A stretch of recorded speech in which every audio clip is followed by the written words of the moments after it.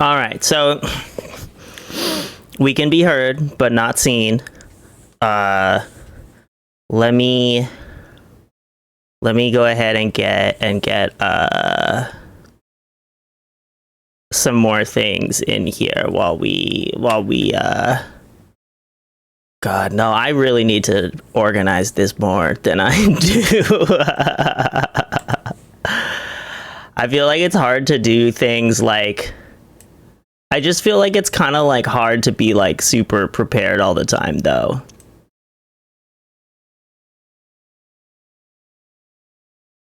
Yeah. Oh, let me get the weed real quick. 1 second.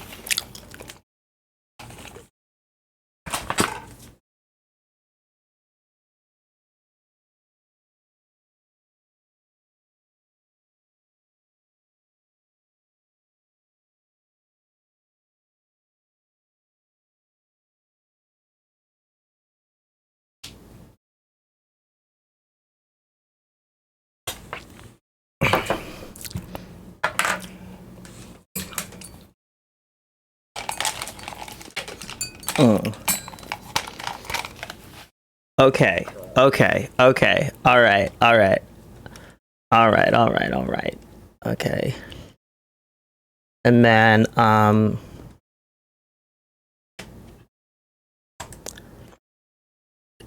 oh, the Discord audio's there, and the Discord audio is also there, so we could just do it.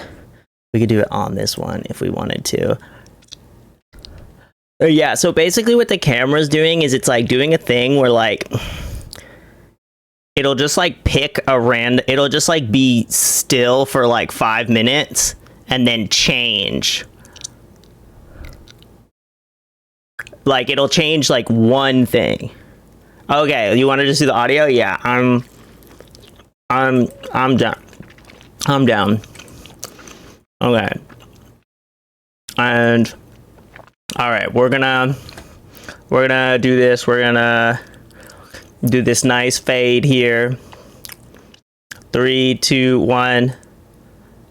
Oh, hello, everyone. Welcome to another episode of Local Cinema. On the phone, we have with us legendary local queen, bittercamari. How are you doing? What's up? Oh my goodness, I'm okay. I'm blushing. How are you? Oh my God. I'm like, I'm just a little disorganized, really. I Yeah. feel like there's a lot of stuff that's just kind of like been like you know, there's just kind of been a lot of shit popping off in my life, and Oh yeah. I feel like I haven't really, and it's good stuff, but it's not like, it's definitely it's kind of hard to figure out exactly what, it's kind of hard to figure out exactly where to go from here and kind of like how to stay sane. I think that's a Mm, big thing, is like, oh, how do I like not go crazy right now? yeah. I don't know if I don't know. Well, I mean, maybe it's possible. I don't know. Shit's Everything is fucked. I feel like Mm-hmm. not even in an emotional context by itself. It's just like there's a lot of chaos. I feel um just in the background. Like the background Mm-hmm. noise is just it's abrasive right now. So that totally makes sense. No, it's very abrasive. And I feel like, I mean, yeah, no, just today, Mm. Roe v. Wade was officially overturned. Yeah. And so, that's a buzzkill right there. Yeah. Big vibe kill. Yeah. And like, I don't know, that's kind of like, and I mean, it's tough. Like, I guess how do you stay focused on music? How do you make space for music when like the world is crumbling around you? You know, like what is your strategy?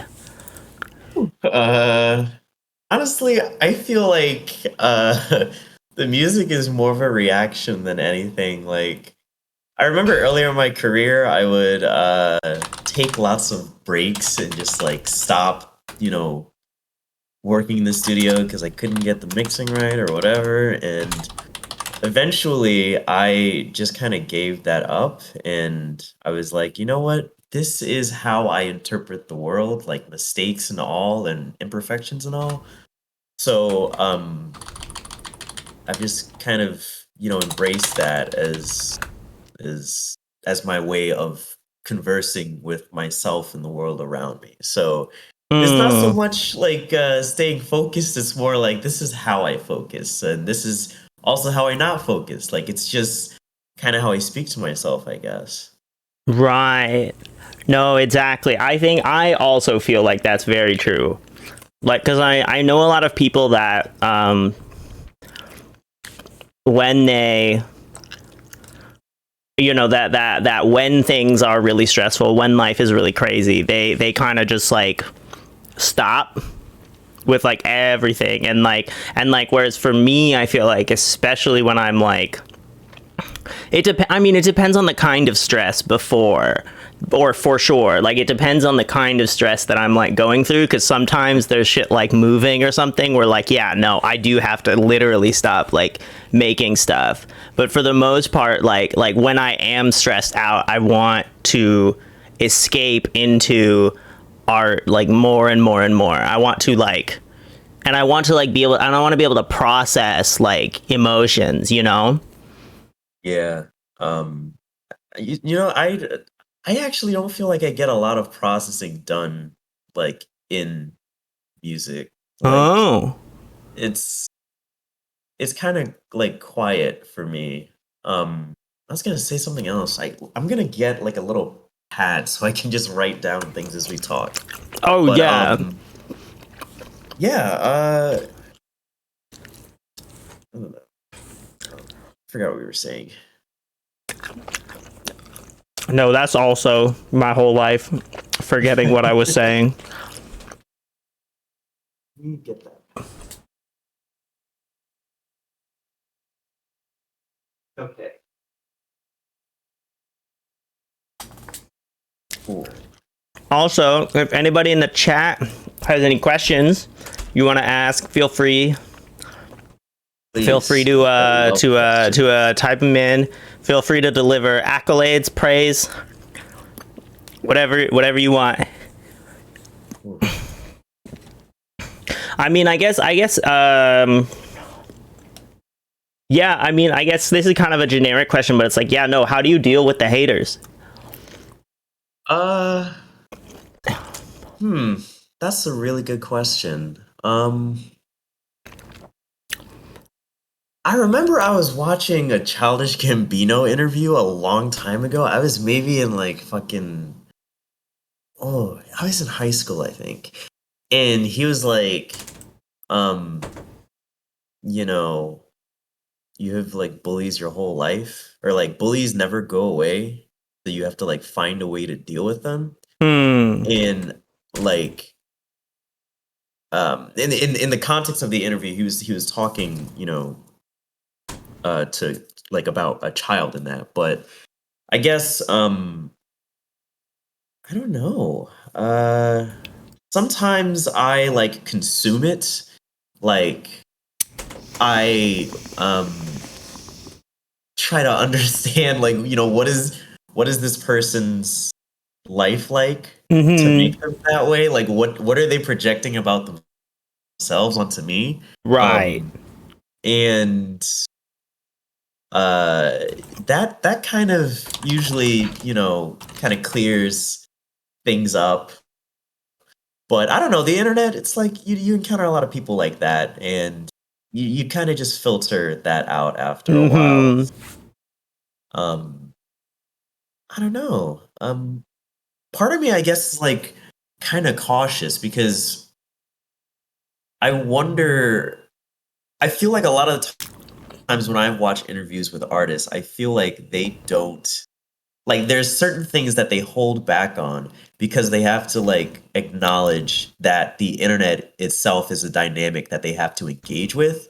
So like part of me feels like, yeah, you know, I free throw like the feelings of haters, but it's also like, well, if I say that I don't, then is that something that could bite my ass in the long run? Like, is that something that could exacerbate the kinds of hate that I would receive online in Right. the future? So, you know, like it's, I feel like it's such an interesting question to try and answer here. I hope I did it sufficiently. Yeah, no, well, I think that's really true, and especially on the internet, there's a lot of things where it's like, oh, like the way that you. And I mean, to be fair, this dynamic sort of exists in real life, but I think it's much harder for it to like really totally dominate your life. Like, whereas because like if you the way you respond to the haters quite literally does like affect like how much more or less hate you're given. I mean, not Yeah. all the time, right? Because there are certain Yeah. things where like, you know, there are certain things where like people will just like hate you for being some kind of way, or because of like preconceived notions that they might have about you, blah blah blah. But like a lot of times, especially I think in sort of the online bubbles that people get into in their little online circles, it is kind of like, yeah, if you tell the haters to stop hating, they will like they just kind of like hate you more. Yeah. And you can't like admit that like all these people, you know, being haters, like you can't admit that sometimes when you're alone at night crying or whatever, it gets to you, you know, you like have to pretend that it's just like not Yeah. that big a deal. Yeah. And I mean, maybe it's not a big deal, I don't know, but No, yeah. I was gonna say something. God. I think I was gonna try to make some reference to somebody who had been kind of. Oh wait, okay, I know what I was gonna say. Like in the earlier days of the internet, and even now, I mean, you know, you hear stories about people being pushed to like, you know, self-harm and suicide and because of things that they, you know, hear online or get directed towards them. And I remember it was like a lot more how do I say this? It felt like a bigger issue when I was like in elementary school. Like I remember seeing lots of commercials and like, you know, being having like auditorium talks and stuff about it. Like there's a lot more talk about how like toxic the internet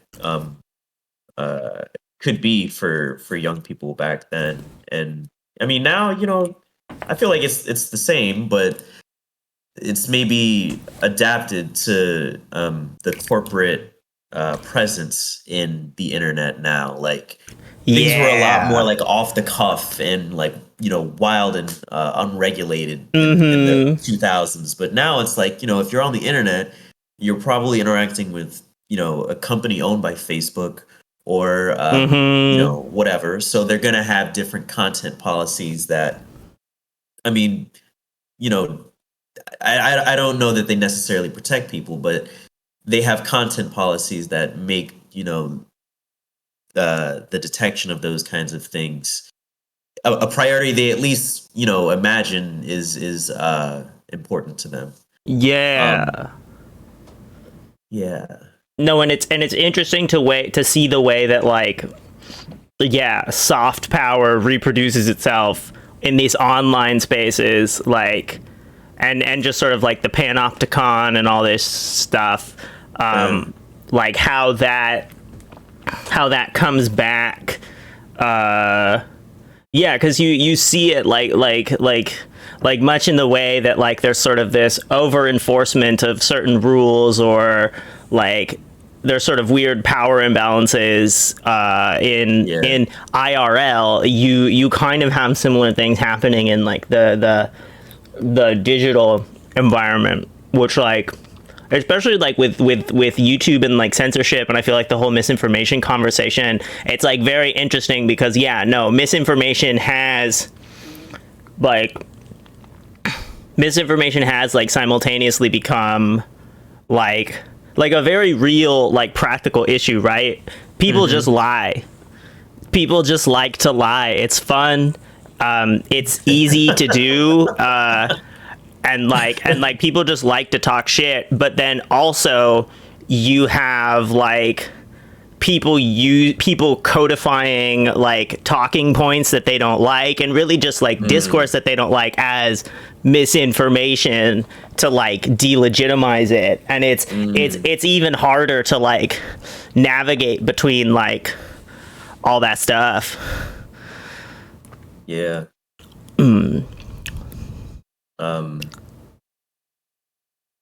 The haters, fuck them. Yeah. Yeah. No, for real. Fuck the haters. Well, fuck most of them. There are probably some haters that have a point, but Well, that's the thing. That is the thing. Sometimes when someone is hating on you, you kind of, you gotta open the ear canal a little bit. You gotta, see, all right, what are you saying? And then, you maybe talk to a couple friends like, hey, do I, blah, blah, blah, blah, blah, or do you think whatever? And, your friends can usually reassure you or be like, oh, no, you actually do kind of blah, blah, blah, or whatever. And, that can be another ingredient in your soup of personal development. But sometimes hate is that it's really just mindless hate. Oh, actually, that reminds me, I have a story about this. I'm really bad at telling stories, so I'm gonna apologize in advance for this. But I was doing a show in New York, and this was my first time performing for an exclusively, well, I don't know if it was exclusively, but for a predominantly Caribbean audience, and I was so nervous. But it was an open mic, and I was like, oh, I'll go on first. So I went on first, and the venue had a horrible sound situation, just atrocious. Like it was completely, yeah, it was really bad. Like they were playing me on the bar speakers, but there were like monitors and like there was a whole system that wasn't being used. Oh, what? It was really fucked up. Yeah, it was terrible.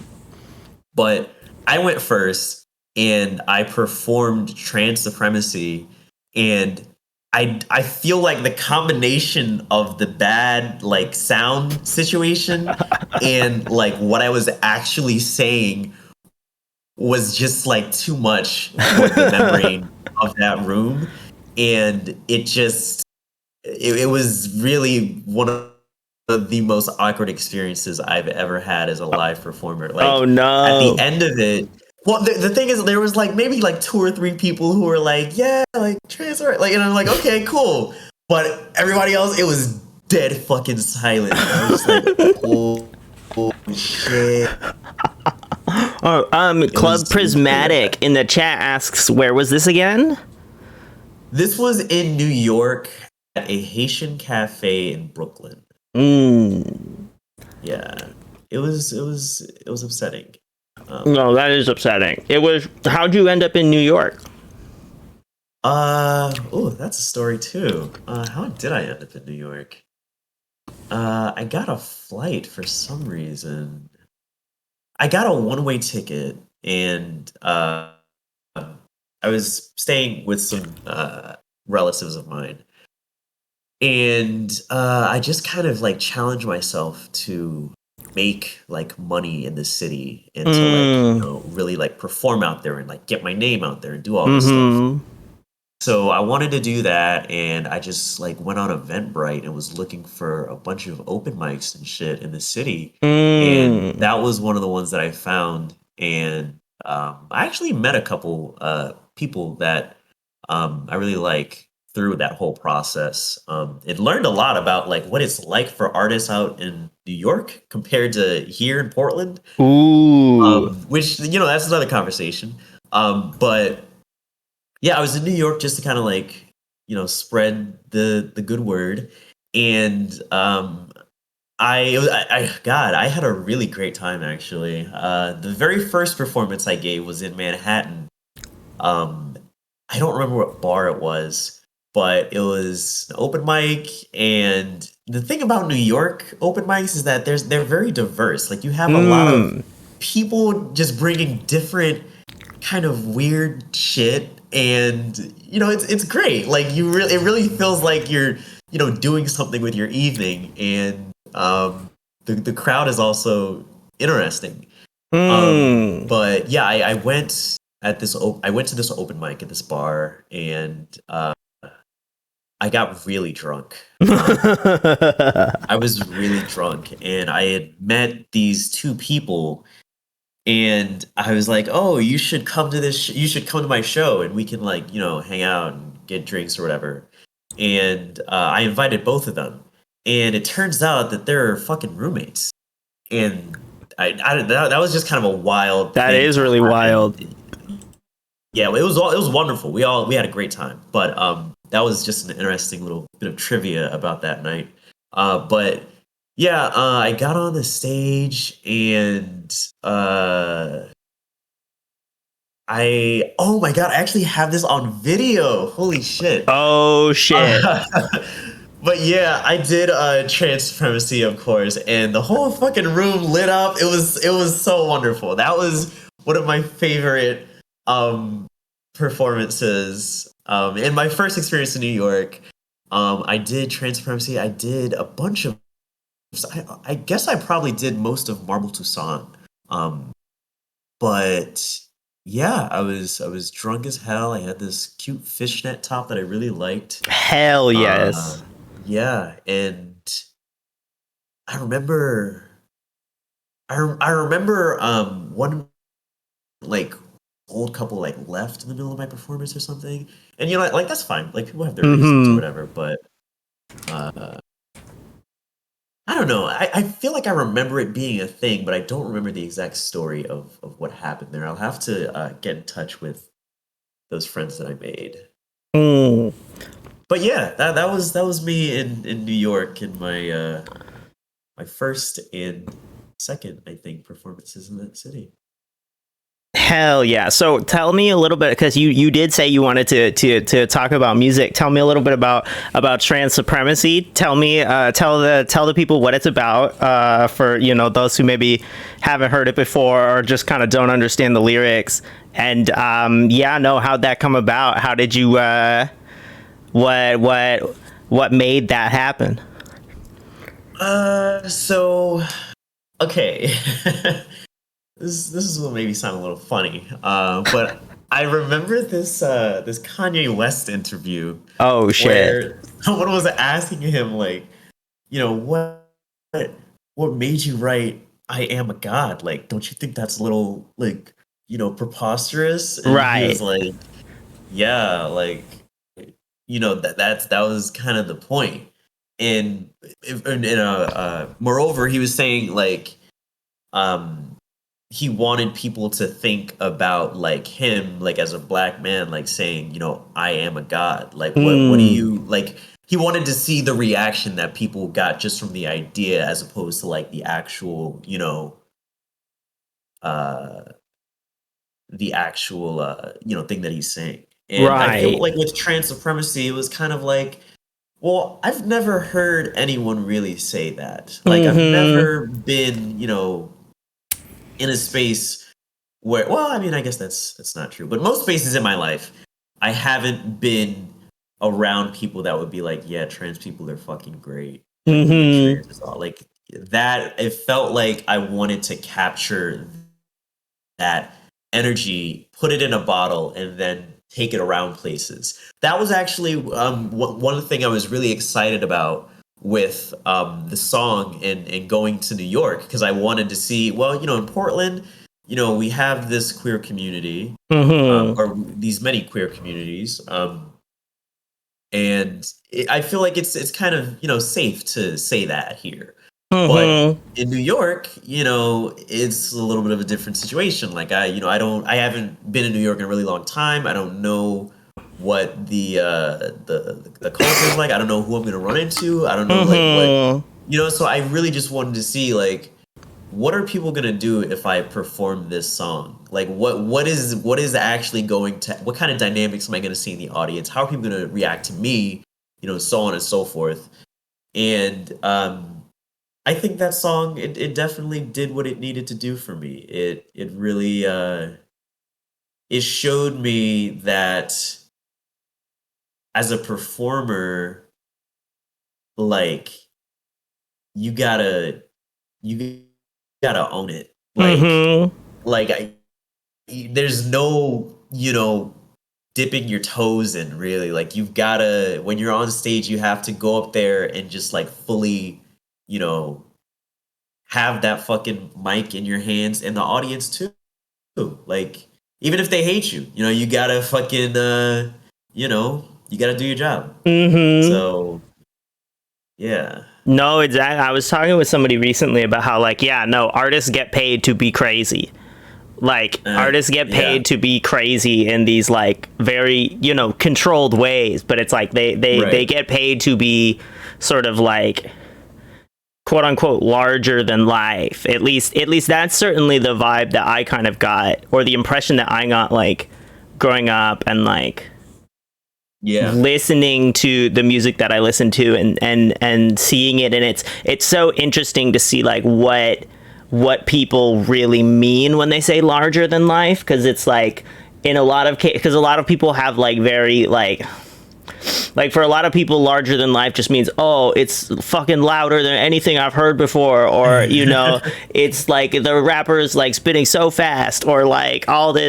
all this shit, or like the guitar solo is really crazy, da da da da da, and like but it's like. But I think even just like more generally, right, outside of like having the fattest kick and the fastest solo and the out of just like all that shit, like even if you like people want to see like extreme things, and Yeah. I feel like one of the things that's so interesting about being an artist is, yeah, you can kind of like decide like what you get to sort of control, like what the what the volume knob is actually measuring, so to speak, like when it Hmm. like when you hit, like I mean, fuck it, I'll just say it. If you ain't redlining, you ain't headlining, you know what I mean? Like, just you know Yeah. fuck it, like it has to go hard. Yeah. Yeah. I, God, I got this fucking pen here and I'm still forgetting what to write. I really think I gotta put this fucking pen down. Like this dad pen. Oh, that's funny actually. I have a dad pen and an actual pen in my hand, so I just like confused. Yo. Wow, that's wonderful. Oh, I'm so sad we don't have video. I'm so sad we don't have video. um, God, what was I going to say to that? Oh shit! Hold on. We have a hold on. BB, bring the cat on stream. Yeah, let's Turn see if around. I Oh can hell get in yeah, here. All right. Yes. love that. No. Hi. Yeah. Oh God, no. She doesn't like it. Yeah. Here, BB, do you want me to turn the speakers on so that you can participate? I'm probably gonna make food. Okay. All But right. yes. Okay. Eventually, yes. Okay. Yeah, Word.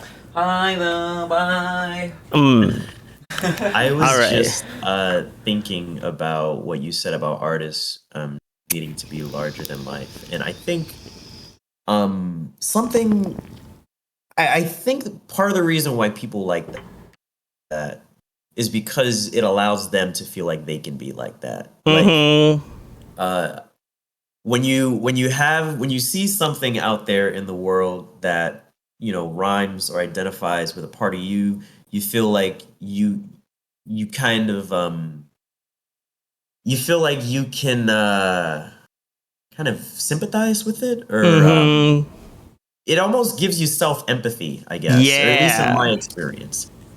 So I think part of trans supremacy, again was me, seeking that, and the reactions I've got from people have been in tandem with that, and I've really enjoyed seeing people enjoy the song so much. And it's actually the second version of a song that I had on a really old tape. Ooh. But that's another rabbit hole. What was I gonna say? God, I keep forgetting. Keep forgetting. Damn. Here, I do want to. You were talking about how what are the differences between being in Portland versus being in New York. Elaborate on that if you want to. So I think in New York it is a lot. Yeah, well, okay, this is all from my perspective. I don't know what other people's experience as a artist trying to get booked in New York is like, but it's a lot more like pay to play, I guess. Like it's a lot more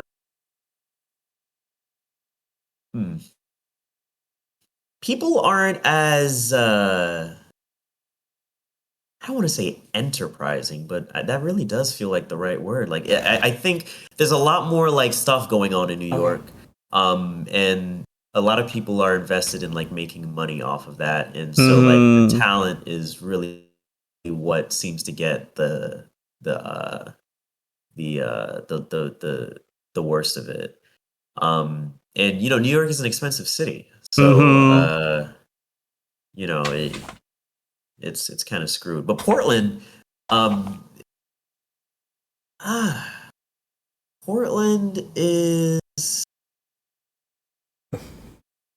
I feel like I don't even know that I have a full grasp of Portland yet. Like it really feels like there is a DIY scene here, and there are people doing great things, really really cool things. Agree. But you do see kind of the same.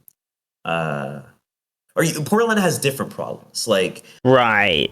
A lot of the acts that you'll see getting booked are white and are like doing the kind of like it's like someone explained to me, they're like, you'll see the same like people kind of performing same shows and so on and so forth. But I don't really know. Like my experience of being a performer and a person seeking to get booked in Portland has been oriented towards like events that either are black centered or are like about black music. Like a lot of these DIY people don't go to events like that, so I mean, it feels like it's kind of hard to really talk about how it is in Portland, because I feel like I'm a part of kind of multiple different scenes that maybe don't have a ton of crossover. Right. No, and I think that is something very specific to Portland. Well, maybe not very specific to Portland, but I think that is something. So it's something definitely I've noticed about Portland is like the development of these like various like micro scenes that are in some cases like literally groups of friends. Like these very kind of like tiny niche micro scenes. And something that I've definitely been trying to think about with local cinema is like, bringing those things to, trying to bring some of those like, niches together and kind of like really create sort of like, like a base, like an actual sort of like you know, a sort of unified like Portland freak scene where like really the only thing that like the only real like universal thread is that like everyone's just down and like nobody's like people are allowed to make money and people definitely like are getting paid hopefully, but it's not really like this like, oh shit, we gotta book this person because they have a lot of pull and da da da da da. But even then, I also definitely find myself going like, oh, I don't want to play shows with like people that like have less Instagram followers than me and all this like dumbass shit because I feel like it's just like, I don't know, because I guess I am like interested. I just don't play that often at all. I don't really like go outside and I don't go to shows at all. And like, yeah, no, the shows that I do end up going to are like, yeah, no, shows where there is like a lot of white people playing and like, yeah, no, I don't know. Somebody's asking in the chat, do you find it difficult to navigate the oversaturation of both cities? Both being New York and Portland, I think. Oh, yeah. Well, I feel like with Portland, it's like the venues don't really make it easy, I guess. Like, it's oh god, how do I say this? Okay, so the best shows that actually no, all of my shows have been, that's not true. But my most memorable shows, my like, you know, events that I really felt like, oh, I was, you know, getting connected to people and like yada yada yada. All of that has been outside of venues. Like venues have just been completely inaccessible to me as an artist, and I don't really know why that is. I really wish I did, because that would help, you know, as an artist tremendously. But right, with the venues in New York, it seems like they like. It seems more accessible because somehow the people that are in charge of booking people are more accessible in New York. But here in Portland, it feels like this is the shadow realm, and we don't like. I don't know like what is up, and I think, yeah, like it's much easier to do this music work in the summer as an artist here in Portland, because like, you know, we can do outdoor events. You can, you know, find a way to get a sound system, and you can throw together like a, you know, a show, and all you need is just like the people you want to perform, and you know, you can make a little money off of that. You can kind of, you know, count on people wanting to at least enjoy the weather. right. But God, in the winter, it is rough out here. It is real rough, especially, you know, in the pandemic. Oh, so, yeah. Yeah, I have a lot of trouble with that, honestly. No, and I fucking, as you're going to the winter thing, like I hate rain so much. Everything about rain gives me like tremendous anxiety. I just think about my phone getting wet. Ooh, yeah. And then I'm just like, and then like seasonal affective disorder and all this shit, and like yeah, no, the winter's hard, but I wanna. Well, it says because the thing that COVID really did was it completely killed like every house venue. Yeah. Like at the very least, because like, you know, people had to move, and then, you know, the most obvious one being like, oh yeah, no, nobody wanted to be around anybody for like a whole year, and like that. Yeah, no, and that absence of people, because I was like keeping my basement like I was keeping the basement here like pretty clear because I wanted to like, yeah, leave space to have shows, and then there was no shows, so it's like, oh, okay, I have this big old basement, might as well like let somebody live there, you know.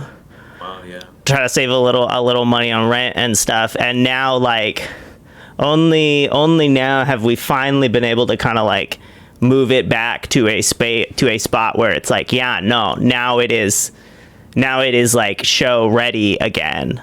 Right. I think I don't know that like it's gonna like I feel like the what is it called, the epoch, the era that we were in before COVID is like done. Like I don't Mm-hmm. think like we're gonna be able to have like house shows and stuff like that again for a while. So Mm. I think now the challenge is like, what do people like want to go to now that the way that we relate to each other is different? Like, because Right. even like sometimes I'll go to the club and I'll be like, huh, it's like it brings a different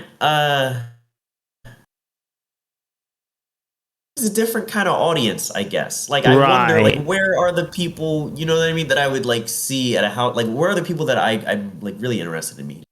Mm-hmm. Um, so I think like it's a challenge specifically for um you know uh the people who I don't even what culture would I call that? The people who like to go to house shows and shit. This is a Yeah. problem that we need to figure out. Like this is really important, I think, for like smaller artists to like have a trajectory or to Mm-hmm. just be able to survive from music, because it really feels like, if people weren't throwing markets, if people weren't, having opportunities like open mics and stuff like that, I Mm-hmm. think like this city would be a creative musical graveyard.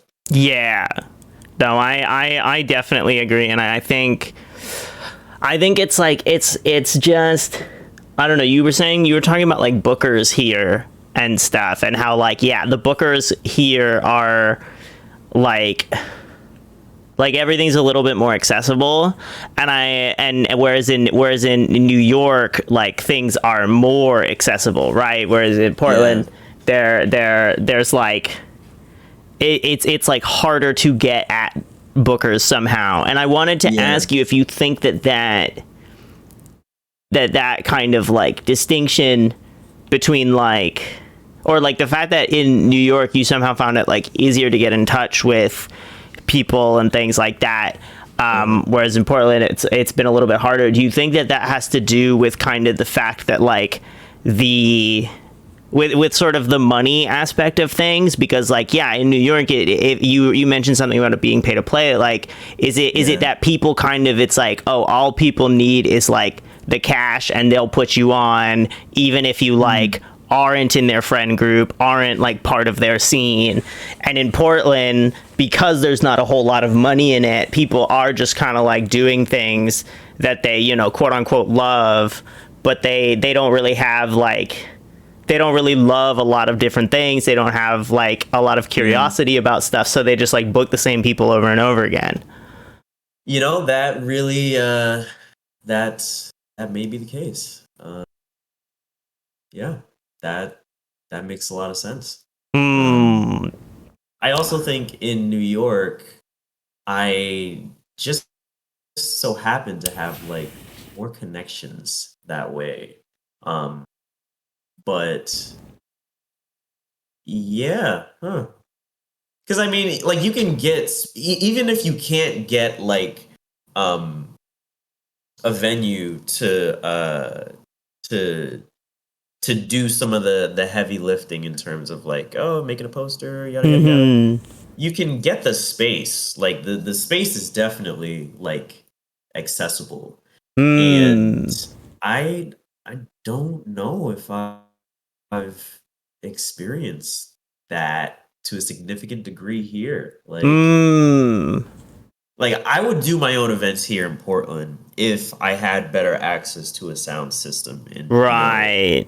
things of that nature. But that's really the big determinant, I think, for I mean, at least me personally, I don't know. No, I agree. I think a big part of my like I've never played a show in a venue here where I was like, oh, this is like a magnitude times better experience than if I was like if I was just like if I was hosting this band in my basement. Obviously there are Right. some bands that I like can't put in my basement, and then obviously like the sound system in my basement, not the greatest thing in the world. But it's like no, but like where else? But it's like I can smoke weed in my basement. You know what I mean? Like that's what I. Yeah. It's just like, and so yeah, I do find myself very, I do feel very lucky that I just like, yeah, no, kind of have this shit like sitting around my house, and like no, and that's why COVID was such a bummer, because it was like I kind of withdrew a little bit, at least as far as like engaging with the scene, but the scene Yeah. itself kind of like totally disappeared, and there were certain Yeah. connections that I had sort of formed right at the start of the pandemic and things that just sort of like immediately vanished. Hmm. But yeah, no, it was like a bummer, like having this like, this moderate sound system here and like not being able to do anything with it. Yeah, that's heartbreaking. But yeah, no, you should come play shows at my house. We got our love like to. streaming setup. We got our 3 camera streaming setup happening, so we can actually like have like people performing there in like Okay. the little basement where we shot that video, Oh yeah. where like we can like do that live. Yeah, I'd love to do that. That'd be very fun. Be Totally into that. hell yeah. Run one last thing, or I want to touch on, because I do want to like actually talk about music. Like, what's your DAW? How do you make beats? Oof. I use Ableton Live, and Nice. how do I make? So do you just?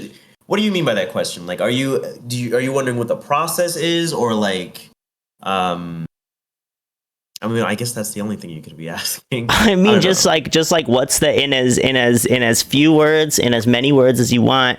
Like what do you do? Like how do you make beats? Um, it all happens pretty quickly, and Mm. um, I usually just try to find like harmonies that I like, and Mm. then to kind of do a little piece in that, and try to um, I try to I try to feel the rhythm out, because I think like rhythm is like the big thing that I really like to focus on in my music. Hmm. So I try to get really complicated rhythms, and Hmm. give them a little pretty background, and then I talk for a little bit. Hmm. So there's like this rhythm part, and that sort of forms like the skeleton of the track, if you will. And then you kind of like, the muscle is this like texture, and then your voice, etc., etc. It could very well be that way. It could be the opposite. I really don't know. Like, I think different people take different um like, they prioritize different things when they're listening. Like, I know a bunch of people have told me like, "Oh, I don't listen to lyrics when I'm listening to music." And I'm like, Hmm. "Holy shit!" Like, that's. I mean, everybody's got their own way, but that's as someone who is very you know into hip hop and writing in like uh just voices, I guess. Hmm. um I focus a lot on lyrics sometimes. um Hmm. but yeah, I couldn't really say what takes precedence, because I think people look for different things. And when I'm building it, I sometimes go for different things. Right. Right. Do you find like what's the relationship between like the beats and the lyrics? And just to be clear, you do produce all your own stuff more or Yeah. less, right? Yeah, I actually I think there's maybe like one song I have that I did not do the production on. And that song is Purging with Fever Dream. Mm. Yeah, I did not do the production for that, but everything else I Fever Dream. Oh my god, no, Silicon Valley. My bad. I'm so sorry. Yeah, Purging with Silicon Valley is the only song that I have not done the production on. Every other one, it's just been me because, when I was younger and earlier in my career, I didn't want to wait for like a beat from somebody else. And also I didn't think people were making the kinds of things that I like, you know, was looking for. So Mm. I just did all the shit by myself, and I continue to work that way. In part because it just like it's quicker. Like I can Mm-hmm. do the album art, I can do the lyrics, the beats, whatever. I can do all of that in like a couple days and have a Mm-hmm. whole project, push it out, and then boom. But when you gotta wait on mixing, mastering, all this stuff from other people, it's more expensive. It takes Mm-hmm. longer. Like it's just, I feel like well, I was gonna say like, it's kind of like being like a film director where you want to make sure that every part is consistent with your vision. Um, Mm-hmm. but even film directors rely on other people, so I don't know. I think I'm a little bit of a control freak when it comes to that. But Mm. I'm yeah. exactly the same way. Mm, yeah. Exactly the same way. We got Namalis in the chat says, if you ever need album art, hit your girl up. I'm trying to practice. Oh shit. I'm definitely gonna hit you up for that. Post your Instagram in the chat so that I can send it to bittercamari. I know who they are. Oh, you know they are? Yeah. Oh, okay, word. Thank you. Word. Um, Um yeah, no, I 100% agree with you about it. It's just easier to do it all yourself if you are able to. yeah. And well, I wasn't always able to. Like for really the first 4 years of my career, I just made a ton of beats and like poems and stuff that I really didn't like. Mm. Um, and I would just never release anything because I was always just like, oh my God, I hate this.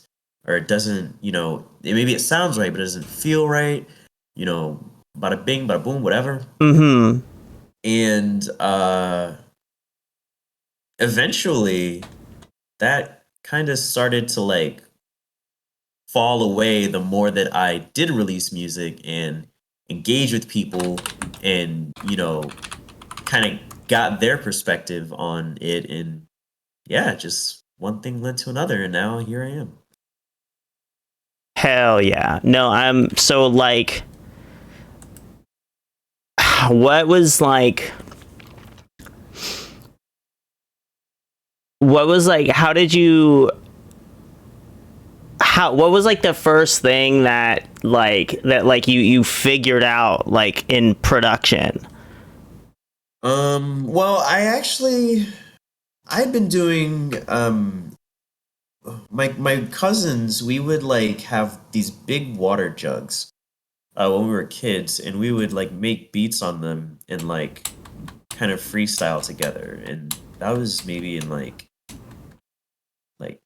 2005 to like 2007, like that like length of time. So I had some previous experience. Well, and in middle school, I went to a like a military middle school, and we Whoa. would yeah, it's That's a little piece of trivia. But we would have these chants that we would have to say before class started, and some students would like make beats to them with their hands on the desks. Ooh. And yeah, I would kind of like get it. I would do that, and like it just kind of gave me like a sense of how to tap out a rhythm. Right. And I also used FL Studio when I was in middle or elementary school. I can't remember. Very Hell basic stuff. yes. I was doing that because I knew that like the people I was around kind of like to rap, and I was like, okay, well, I'll make you a little beat, and then you can rap over it, and yeah. So I was doing that. But with regards to Ableton, um, I really liked Xavier Wolf when I started, so I kind of like the kind of beats that Xavier Wolf raps over aren't super hard to emulate. Right. So I just kind of worked from there, and my aesthetic, like my soundscapes, I think were kind of similar to that. Yeah. No, okay, let me check out this Xavier Wolf, you said? Yeah, Xavier Wolf. You can look up Armor Woe, I think. Armor WOE. That's a song that I was really fond of. All right, let's.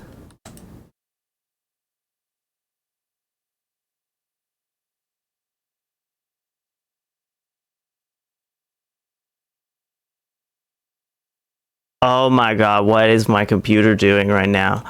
Oh, hold on, I'm using the wrong internet browser. All right, now I gotta do this. Hold on. Oh, and also I should probably make the watch together room too, so that we can watch videos together. Let me make that right now. Bless you. I have no idea what this means. Yeah, no, I'm making it so that we can watch YouTube videos, and it'll be like synced on the browser. It's crazy what you can do with a computer these days. And then we can but anyway, let me just yeah. Austin and his company. Why is there this ad playing right now? Oh my god. We never thought our son would have PTSD. Ah, damn. Veteran advertisement. Fuck. Absolutely brutal. No, but it's true. That is the problem with the military.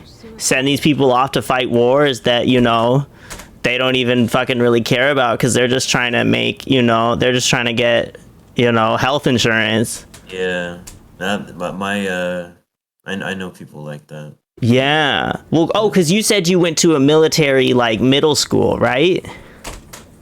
Military in mind, not in connection, but I have relatives that were sent that were like put on that track to go to the military and did end up going to the military, and it's like they've like it's all they know at this point. It's just like, damn, like you could have gone to a liberal arts college and I don't know, Yeah, doing folks and shit, but that's not the life that you were permitted. And here we are. It's fucked up. No, it is fucked up. If you're an Oregon home. Oh my god, these so many ads. So many ads on YouTube. All right, but here we go. Yes. Oh, and this is probably gonna get hella DMCA'd, but that's okay. Oh.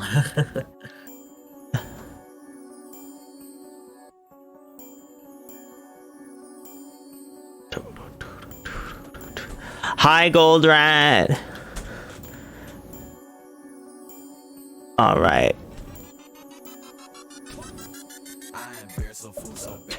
No, the Lex Luger, that's my favorite thing in the world. I love that. Yeah.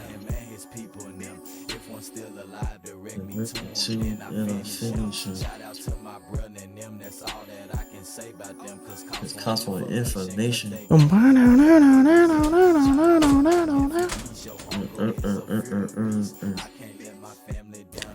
Say that again? Oh no, I ain't saying that. Oh, okay.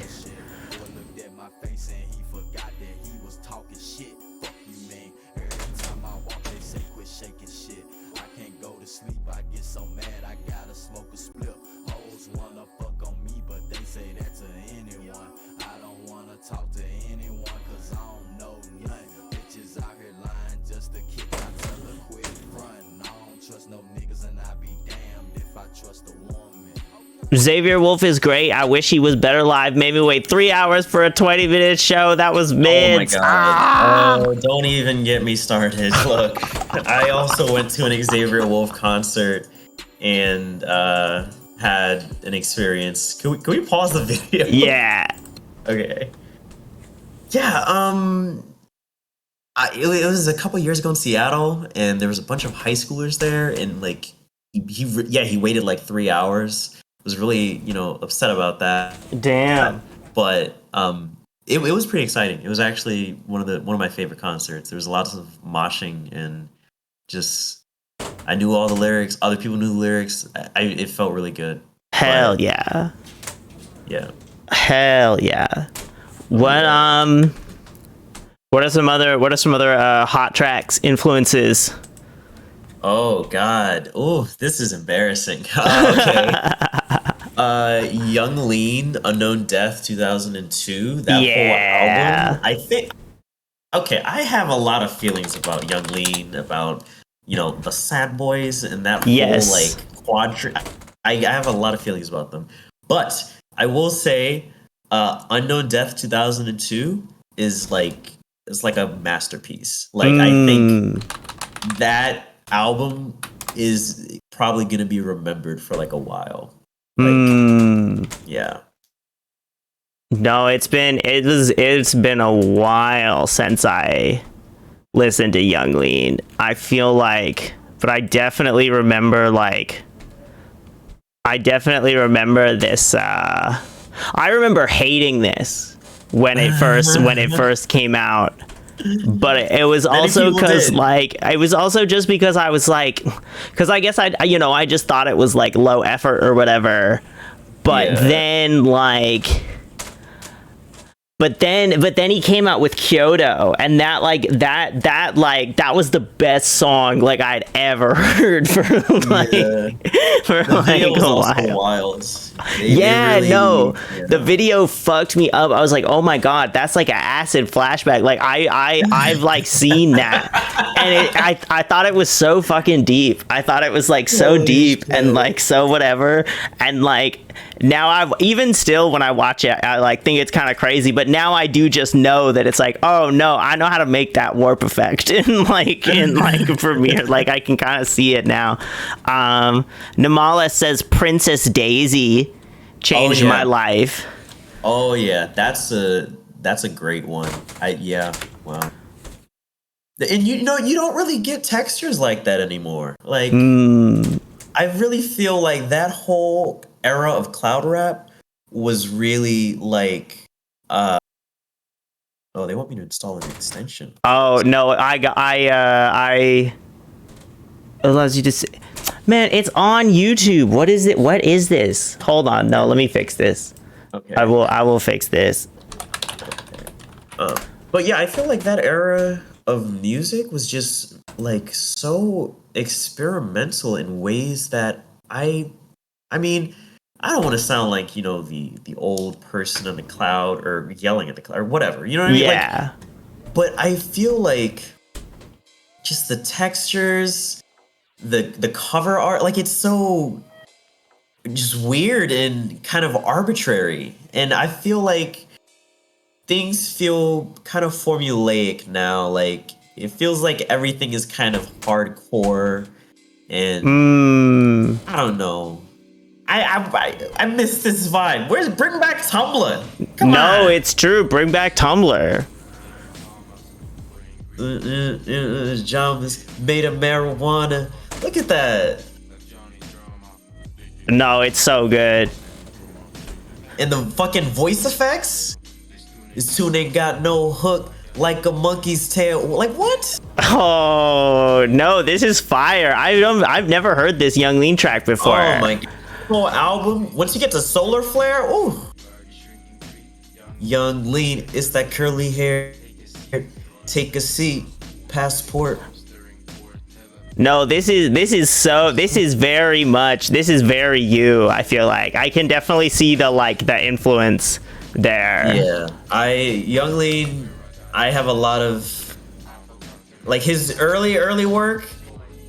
I feel like he was just being himself, and there's pros and cons to that because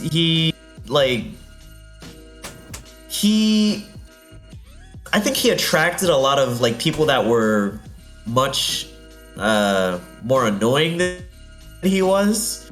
I don't really think he was annoying, but you know what I mean? I feel like he attracted people that had worse taste and intentions than he did, and that kind of I don't know, they never did this kind of sound again. Unknown Memory doesn't really sound like this. Unknown Memory's trash. That album doesn't even have Kyoto on it. That album doesn't even have Kyoto on it. I was so busted when that album came out because I was like, what? It doesn't even have this single on it. It's so good. And then I didn't listen to the album at all. So I don't know if it's trash. I'm just talking shit because No, go off. I feel like Young Lean is, well, because you said you had a lot of complicated feelings about Young Lean. What kind of feelings do you have?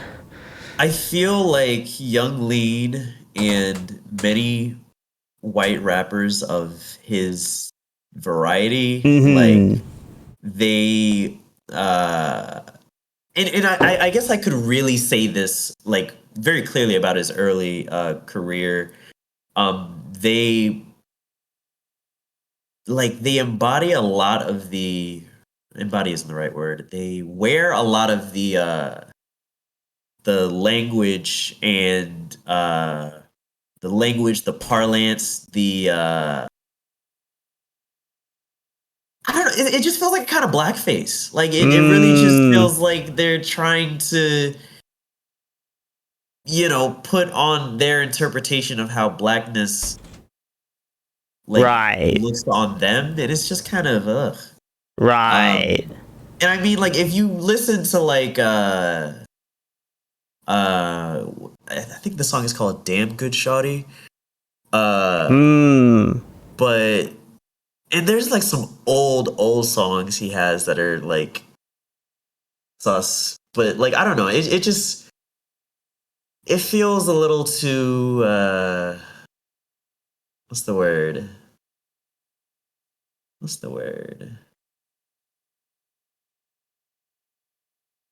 I mean, I'm sorry. Oh, I mean, is it ignorant?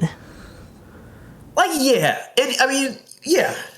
And I guess part of me is I have complicated feelings because I think the fact that they are from Sweden and have different cultural proximities and a different kind of relationship to Black American culture. Right. They brought something very interesting and different. And they still do that. Right. But I don't know. I still have my scruples about it. And I feel like that is the case with a lot of well, that actually isn't the case with a lot of white rappers. I don't think there are a ton that are doing a lot of super interesting stuff. Right. No, I think there definitely is, because I feel like there's a similar dynamic at play with with Japanese culture and their sort of appropriation of hip hop culture and b-boy culture and Black culture generally, where because of their proximity to it, in that they're not they're not close like at all. Yeah. And like there is sort of like a dynamic around blackness in Japan, but it's like it's just like it's just mediated in a very different way. So like when they look at, you know, like their takes on their sort of the ways that they've like appropriated that kind of stuff, it does, because they're so far removed, they can actually innovate with like the form in a way. Right. Yes. That like white people sitting around in this country that are just like hearing songs on the radio and stuff, like they can't really do, because there's no room, like there's no need for them to like really kind of like possess it and like kind of make it their own. They can just like take it. Does that make sense? Yeah. Huh. Well, and then Namala says, well, that's the case with a lot of people trying their own take and trying to make a lane with rap. Like if you look at Russian people and their take on rap, oftentimes it is a caricature of what they think about black art. Yeah. And I mean, okay, I have been the biggest Blade fan that I know. Blade, I feel like, you know, he's also someone that has, you know, really break danced in that territory. Like he had his whole aesthetic in like the mid 2010s was like sagging his fucking pants, and like it was absurd, but it was also just like, what are you doing? No, like, exactly. I mean, yeah, I don't know. I think and also even on fucking Ice Dancer, like I don't know how to explain this. He has parts of it where he's talking like basically like a black person, and it's just kind of like, what is going on? Like, like really, like what is going on in the fucking mental constellations of Swedish people? Right. You know, like what is happening?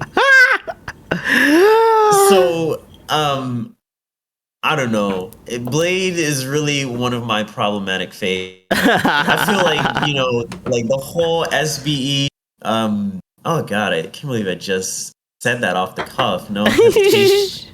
The whole, you know, Drain Gang. That whole, like, I appreciate them, and you know, I like the work that they've done, but my heart is hurting while I say those things. Mm-hmm. Yeah. No, it's yeah. No, I definitely feel like there's, and I don't know, I guess that's the thing, is like in your mind, how. Oh, no, wait, no, Namal says a good question. What is your take on problematic faves and the idea of separating the art versus the artist? Well, I feel like that's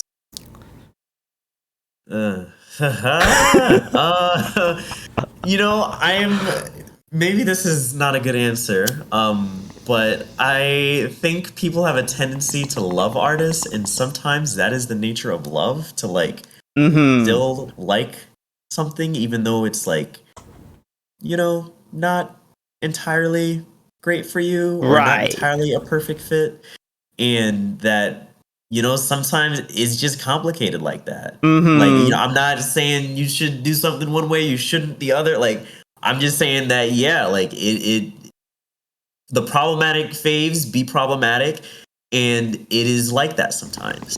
I actually 100% agree with that.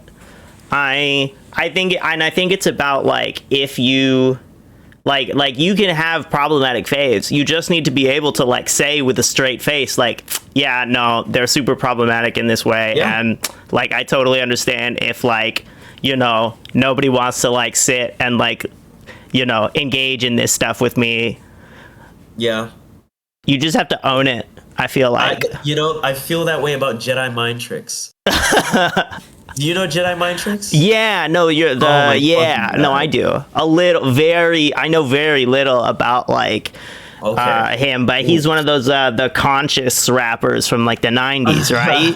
Well, actually, no. Jedi mind tricks is actually a group of I'm gonna forget the fucking producer's name, which is so evil of me, but Just Allah and Vinny Paz, they're horrorcore rappers from Philly, I think, in the early 2000s.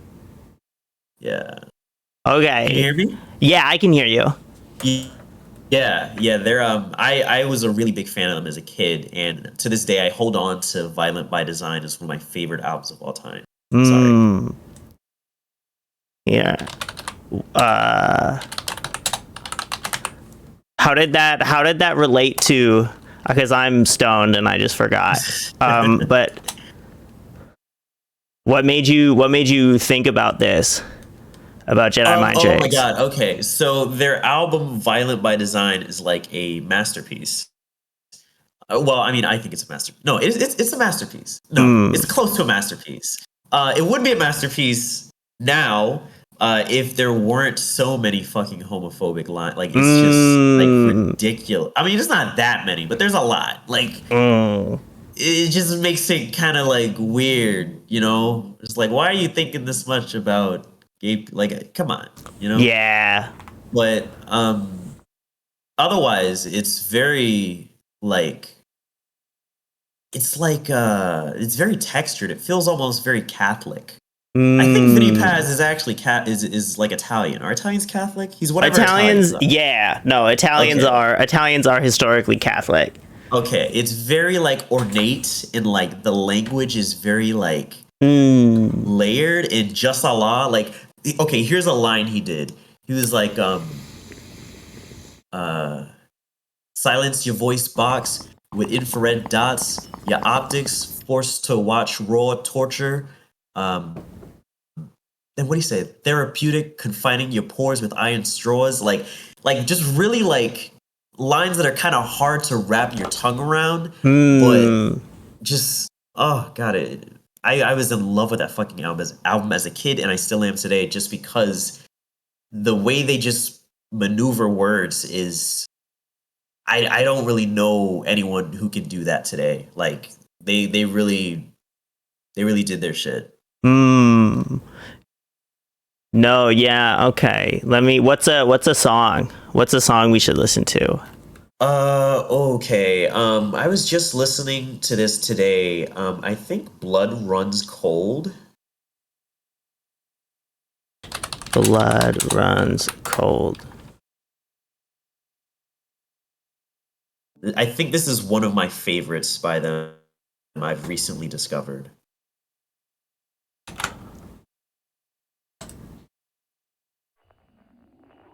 Oh, hell yeah.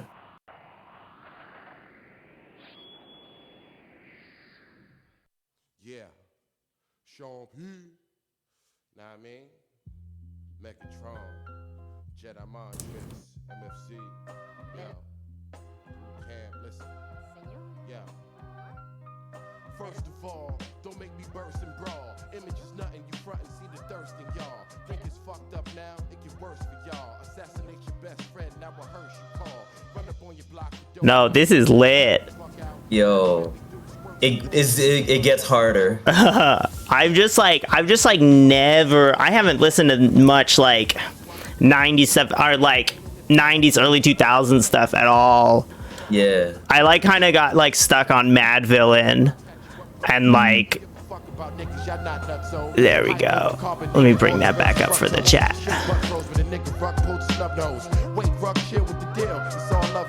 Look into my eyes and you can tell there's something changed. Running gun and things, knocking niggas out like Clubber Lane. Rest in peace, Sean Price. Down, leaving you 6 feet deep in the ground. It's some real motherfuckers gon' rock tonight. All your jewels and your cash getting got tonight. Or somebody in the club getting shot tonight. Sean Price, Jedi Mind, keep it hot tonight. I'm the motherfucking ungrateful. My heart is hateful. My tongue ripped, licking on the blade that slayed you. You faggots, actors, bitches. You see what I mean? Yeah. No, and it's like and it's a tough thing to like navigate for sure, because it's like you can't just like abandon everything that you hold dear, you know. Yeah. But as you become more conscious, as you become more aware of things, you'll start to like see that like these like things in your head that you hold to be like very pure, very like, you know, like really lit, are actually like much dirtier than you realize. Press use only. Baby Grand Records. Okay, this is my favorite verse. That's my favorite verse right there. Vinny Paz.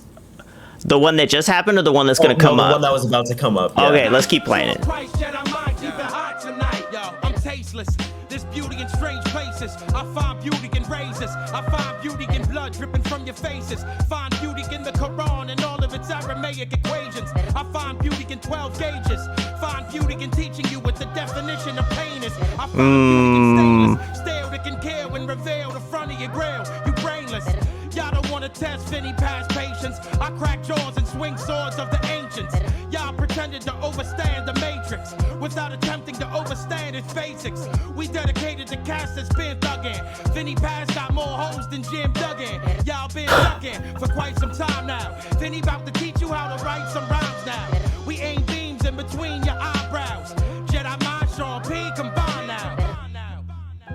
Oh, God bless him. No, God bless. It's some real motherfuckers gon' rock tonight. All your jewels and your cash getting Yeah, that's one of my favorites from them. Keep it hot tonight. I rap like no one out there can fuck with me.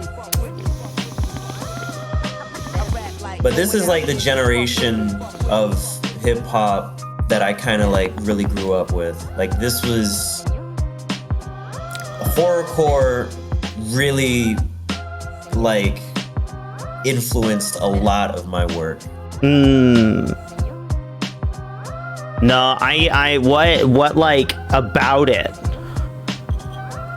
You know, I've realized as I've gotten older that horror is like it's really interesting, because when you see someone in very dire situations and like circumstances,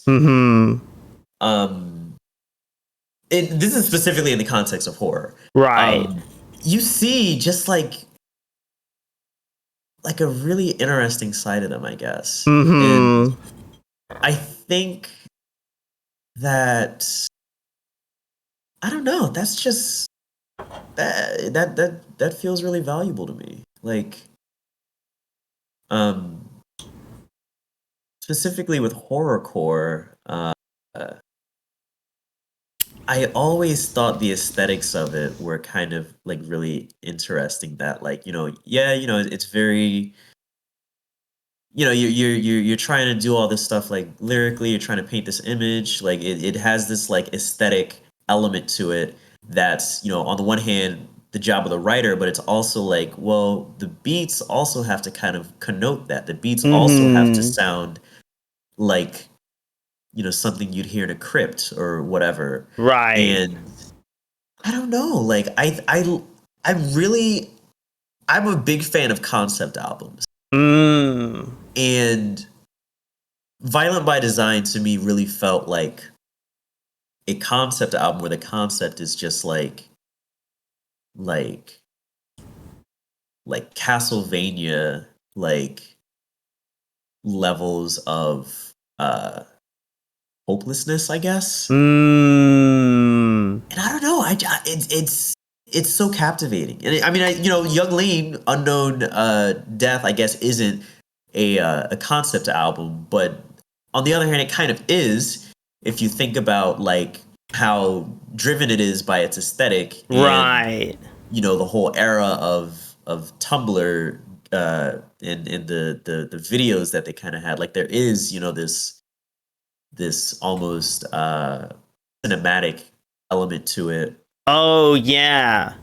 No, I mean, and that is kind of like an interesting thing that your use of the word concept there, because like, yeah, no, how can you have an album that does not have like a concept behind it? Because like when a lot of times when people say like concept album, they're specifically referring to this idea that like, oh, there's this like explicit narrative behind all, that like links every track together, or there's like some, oh my god, my webcam exploded just now. I'm sorry. Okay, all right, it's just gonna be glitched out on the feed for a while. Sorry everybody. Anyway, oh my god, no, weed is so bad for you. I'm sorry. I'm sorry. I'm sorry, but no, okay, I remember now. Okay, like, yeah, no, like, but the idea that like narrative is the same as concept, I feel like I don't really know like where that assumption comes from, like at all. Yeah. I think honestly, a lot of music, I don't know if journalism is a lot of music writing like doesn't, like, it's not literary, right? And I think that is a weakness as opposed to like a strength. Like people will go to like, you know, music critics looking for like, okay, but is this album good or is it bad? And it's like, that's such a reductive, like you're using the wrong like tools to approach this piece of work. Like, okay, why don't we talk about like, you know, what context is it coming from? Like who does this person think of as their influence? What made them come up with this project? How do we deal with the writing of it? What are specific lyrics about? Like I feel like we don't really get that level of like engagement and grace given to musicians, and I don't think that we give that level of grace and attention to musicians unless they're like, you know, people like Kanye or something. And, oh yeah, no, totally. You know, then it's like a cult of personality and yada yada yada. But I think, you know, maybe it's a part of the industry to keep things basic, because at the end of the day, when you're working for the distributors, you're just making a product that ultimately, if people what am I gonna say? I think I was trying to say that if people you know, how do you know when something's good? Is it by, you know, you like, you know, really liking it, or is it because you've heard somebody else kind of rate it and like, you know, you're like, oh, okay, well, you know, whatever. I think a lot of the times it's, you know, the latter and not so much the former. I think a lot of it is like optics and, you know, tricks that the labels and you know, those who profit immensely from money kind of put out there. But no, I 100% agree. I think that like, and it kind of goes back to the performers being larger than life, but I think it also ties into like just this fact that like, yeah, this kind of like alienation, this fact that like, oh, these celebrities, like, they're no longer just like people in your community that everybody likes. They're figures that have been like propped up by these corporations and given this legitimacy, and like hopefully, like, God, like, please God, hopefully the music is good, right? Like hopefully the music is good. Sometimes it's not, you know. You'd think that having so much money behind somebody would, you know, almost guarantee that the tracks would like have to be good. And sure, in some like objective clinical way, yeah, maybe they are. But my God, there is a lot of like very mainstream music that is like, or not even mainstream, but just like very expensive music. So hard to find. That sucks. Oh, and yeah. it's like, it's almost like exclusively, I feel like, good music is being made only by like smaller artists. I feel like, this makes me wonder, like, okay, what is the practice of music? Like, why, what, because people have a lot of different relations to it, I've learned over the years. Like, in my, background, we listen to music, I think, in part because of, some of the gender energy. I think that's actually a lot of, like, what music is for people. But part of it was, like, the gender energy. Part of it is like just like a joy for dancing.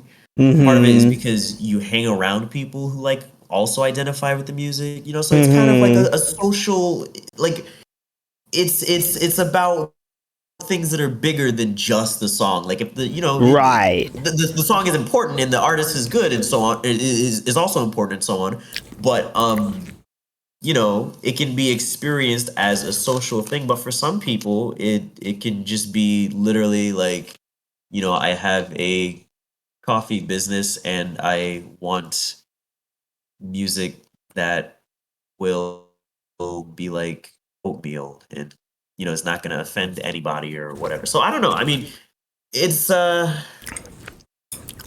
wonder sometimes, like, when someone wants to make a song and wants to put it out there, how are we imagining that being taken up by others? Like, how are we? Right.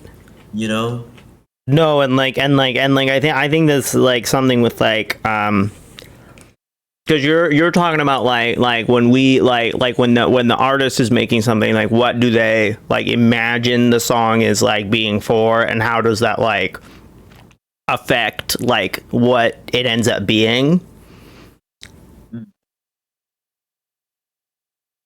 Are you asking or telling? I'm asking. Yeah, I was trying to ask. Sorry. No, that's okay. I think partially. I think I'm wondering that partially from the artist's perspective, but also like, how do I say this? Do I know what I'm talking about? I think like, yeah, part of me like wonders like what are we actually like participating in when we make music? Because I know yep. There's a lot of people that just want to like make a song that goes viral and then they're like popular and everybody likes them, and then they have the rags to riches, etc. Whatever. But there's also like why did people start making house music? Like because there's a bunch of people that like the beats and they started throw parties and then it just got bigger and bigger, whatever. So like I feel like as a music creator, it's things are kind of weird right now, especially in this pandemic world where it's like you can't have a lot of social music experiences right now that, for most people. Yeah. So I don't know. No, I think that's very like I think that's very salient. I think that's very relevant, and I think like yeah, the way that like scenes form is just very, very different now. And also I think like what it means to really like be in a scene is kind of like different now, because I feel like with the same thing with like how the town square, how like I guess like how public space in general has sort of like been dissolved over the course of the past 50 years, right? This kind of like the way in which like that's absolutely affected the formation of social spaces, and in particular the formation of like social like relationships. And there's really only I mean there's the only places that where like you really get to hang out with people, unless you do have this like sort of like weird collection of like hobbyists and enthusiasts and people who like the music, or like the only places where you're sort of forced to go and see people every day is work and school? Hey, caramba. I got a lot to. I have a lot of feelings about that one. Yeah. But I also have a lot of feelings in my latest album, Pain of the Fool. Ooh. Yeah, no, promote some stuff. Yeah, so I just released an album, Pain of the Fool. It is, I think, my favorite album that I've ever done. And, Hell yes. Yeah, I'm always so sad when I release music because I feel like I never get questions about the lyrics. Nobody ever asks me, like, oh, what did you mean when you wrote this or da da da da da? And like those, like that's where I put, or I mean, I put a lot of energy into the beat, into the music and stuff too. But like the lyrics is really where I'm like, oh, I'm just gonna let my I'm just gonna let it all fly. Are there any? Talk about some particular lyrics from this album that you think are really just like that it fucking slap. Fucking fire bars. Oh gosh. Okay, on Get the Hint, I really like oh my god. Not me forgetting my own lyrics. Fucking brute. I really like when I said I really like when I said all my friends are despondent. All my jury is haunted. All my friends are despondent. Like I just really felt like the the imagery just it felt very like I'm in a foggy graveyard and no one can find me. Like I don't know. Wait, say the name of the album again. Pain of the Fool. Pain of the Fool.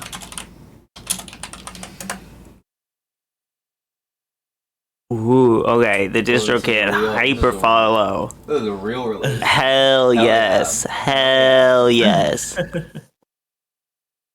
Yeah. All right. Spotify, iTunes. Hell yeah. Everything. Okay, Get the Hint. Oh my god, it's making I have Spotify. sign up. Well, let me try logging in. Let me try logging in. Is it on YouTube? Because you can just YouTube. Yes. Okay, let's throw it in. Let's throw it in there. And you can add videos to the Watch Together playlist too. So if you have the URLs on hand.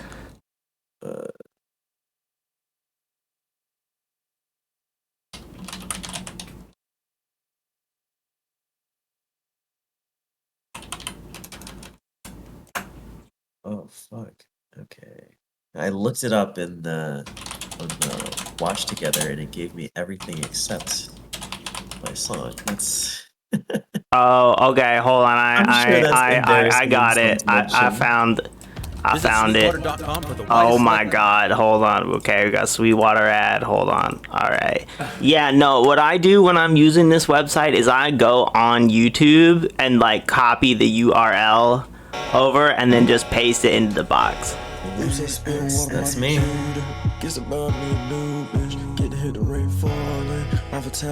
Holy shit. All this is annoying. Sorry, bitch, I'm not sorry. All my jury is haunted. All my friends is despondent. Teardrops on hand. Tell me, really, do you want it? What would you put in my garden? Fuck would you put in my heart is? I can't ignore this hard shit. Yeah, I got drugs for the hard shit, but I'm afraid of the hard shit. Make sure my parents were poison inside of my dick. I will pay with my scars is switching up on when you hold me. None of your friends, you don't know me. Personally, girl, you don't want me. That's the king nigga who want you. Bad ting with a screw loose. Pussy tight like a toddler's. I'm afraid that I'll miss you. Know the roads on the concrete. I know it's hard for a softie. It's hard for a softie. It's hard for a softie.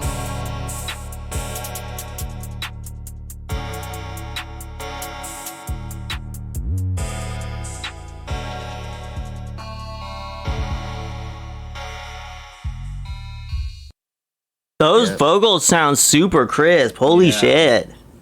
Thank Thank you very much. Very clean. Very clean. I love this album artwork. Thank you. My friend Zion took it. Yeah. And I like erased all of this stuff except me. It's like this feels good. Sick. Yeah. Hell yeah. No, it almost looks like exposed storm or something. It's so sick. Yeah. Thank you. But okay, so talk about this album a little bit. Like what happened? How did it come about? How has it sort of developed over its lifetime? Well, the thing is, like with like all the projects that I make, I come up with them within like the day or the hours before I release them. So this is a body of work that I've been building over the past 6 months. But most of the songs were done like in the weeks, like maybe the 2 weeks before the album came out. Damn. Yeah, and gosh, what do I say about it? It feels like it's my most conceptually mature work so far. Yeah. I think I put the most, well, I wouldn't say the most, but I put a lot of kind of emotional texture into the album. Like, there's a song on it where I actually like got a new computer and I didn't have my autotune on it. So I was just like, well, what would it sound like if I just let myself sing? And Sorry, is that song, which I guess is kind of funny.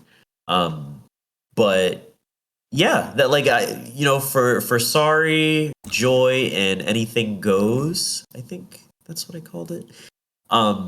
Those were all songs that I was just kind of like, let me be in my own pocket. Let me see what this feels like. And yeah,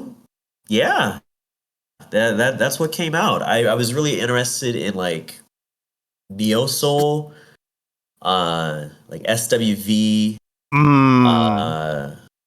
Jodeci, who's the last guy? I really don't want to forget this. Genuine.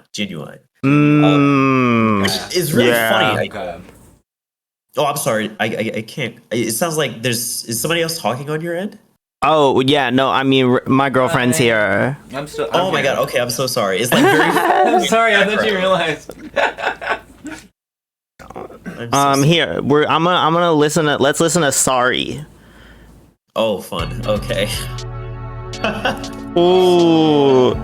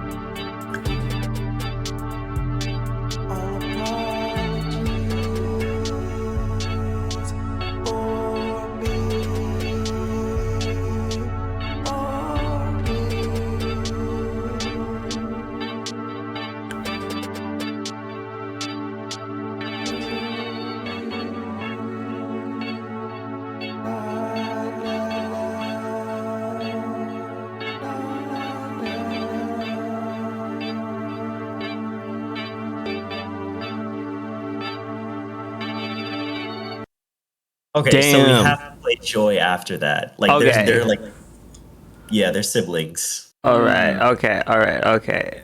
Joy.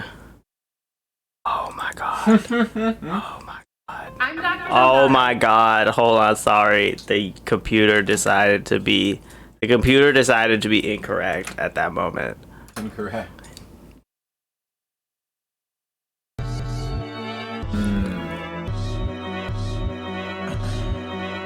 Just talking shit up there. Ooh. Yeah, all this automatic, dude. Then shooting your clavicle. Biggest pussy in the room. Bitch, you still Ooh. fucking dude. Enjoy yourself unnatural.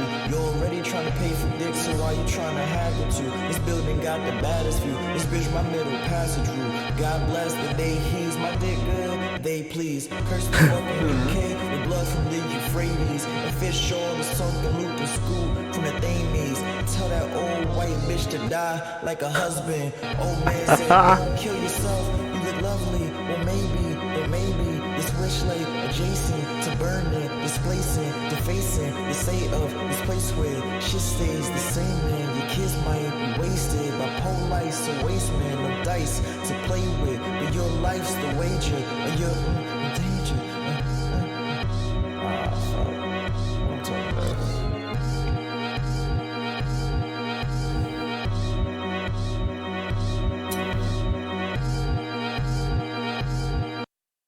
Yeah, that's Sorry and Joy.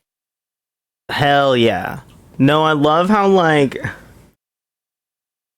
I really do like there's this kind of like, I don't know, your music's just very like genuinely creative, very like genuinely artistic. It's like it feels like it's pretty out there, and I definitely, especially hearing you talking about Young Lean, I can definitely see that. I kind of imagine like I sort of imagine these RuneScape characters like existing to the music. Like it has this kind of like low polygon sensibility to me that I like really like about it, and it makes it kind of feel like in its own head. And I have sounds like never played Genesis. RuneScape. A Genesis game? Yeah, it sounds very like there's a lot of like FM sounds in there. That no, it's very, it's not, or like a Sonic CD game or a Sega CD game. Yeah.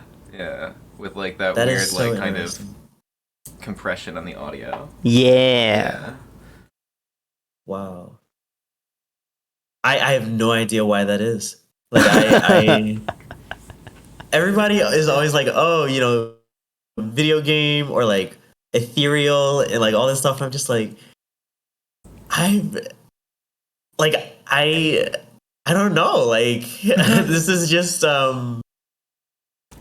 don't know. I really don't know. I don't hear that when I'm making it, you know? Like it just sounds like right to me, I guess. Yeah. No, I mean honestly that's super relatable. That's what I hear all the time. Not understand. Yeah. What is the music about in your mind? Yeah. Or what does it sound like? Yeah.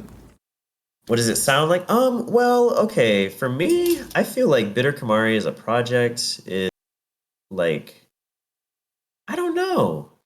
It feels like an exaggerated, I don't know. I don't want to spoil it, I guess. I don't know. Yeah, you know what? I won't speak on bittercamari as a project and how it like, you know, interacts with the arc. My I don't know. But when I hear it, I think of like I think of, you know, drill, I think of southern trap music. I think of all of those things. I try to like take those things and just make them a little, you know, looser, I guess, because I feel like a lot of drill music that I've listened to and a lot of southern trap music, it falls into like the same conventions, and you know, it's fine to have a style, but it feels like when you have a lot of artists doing the same thing and, you know, reaching for the same things, it's just kind of like I thought we were trying to, you know, do paintings here. You know, I thought we were trying to build something. You know, we're trying to do that episode of SpongeBob where Squidward is making the sculpture. You know, I feel like we're trying to do that. You know, so that's part of what I hear, or I try to draw with my music. Yeah, I think of it as just like a another coin tossed into the pot of Black art in this side of the world right now. Hell yeah.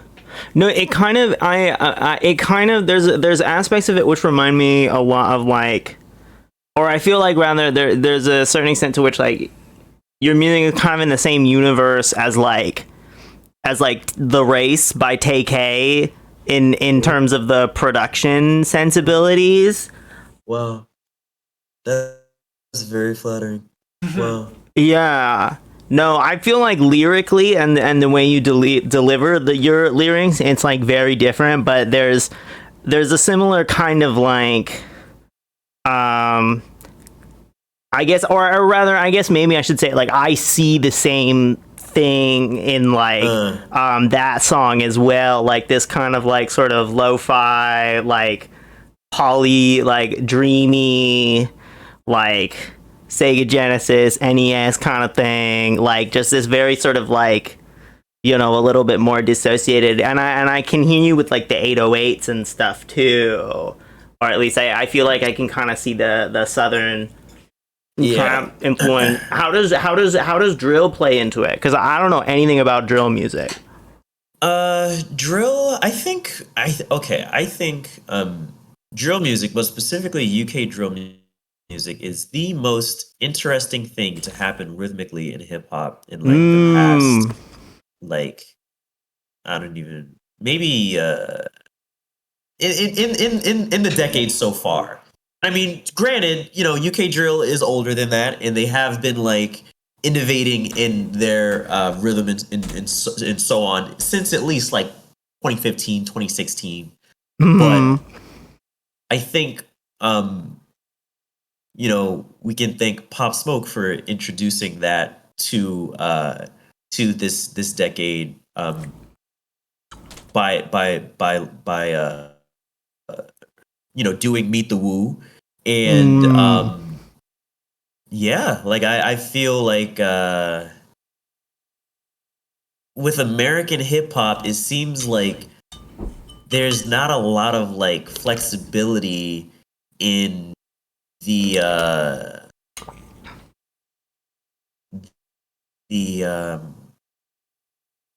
do I say this?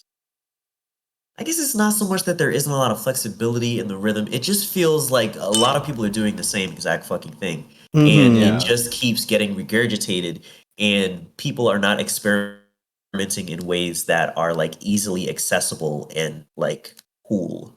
And that is something that frustrates me, because when I was in the cloud rap, when the cloud rap era was happening, it felt like there was a lot of that experimentation. Like it felt like people were doing, really weird shit like Lil Ugly Mane, which I think is also an interesting artist to, talk about when thinking about our previous conversation on blackface in amongst white rappers. But, aesthetically, conceptually, Lil Ugly Mane was doing some interesting stuff. Like he was mixing kind of noise and Memphis horrorcore, and it was a real cool take on a sound that was even then just coming into itself. Right. So I feel like we don't really get a lot of that nowadays. Like, the Detroit sound is something that I think is taking over a lot. And I guess there is the Flint and there is the Detroit and Flint one specifically, but I'm thinking of just that scene as a whole. Like that, there's real interesting stuff coming out of that space, but I don't know. Like it a lot of things feel pretty stale right now. No, I agree. I feel like there's a staleness. as well, and I don't really know like where the next exciting kind of like thing is, like not even just in the context of like I'm sorry, I was gonna say if Drake has a say, it'll be house music. Beyonce dropped a house track, and I feel like we're just gonna see an era of just labels really pushing house music. I don't know. No idea. I kind of was gonna say that for a second, so I'm not sure if you're being serious or not. Well, you know, I don't know if I'm being serious or not either, honestly. Yeah, because I can see that happening. Did Drake really put out a house track? That's crazy. A whole album, actually. It's like Passion Fruit, the album. Whoa. I haven't listened to the whole thing, but it's kind of a cozy departure for Drake, because he's, you know, changing the sound a little bit, but he's not doing anything that's like super outside of his pocket. So I don't know. Who knows? Like Drake house music. Oh, this Drake a keeper. Drake a keeper. Drake. The song is called A Keeper. Honestly, oh, I actually don't know. I really I haven't looked at the track list. Yeah. All right, that's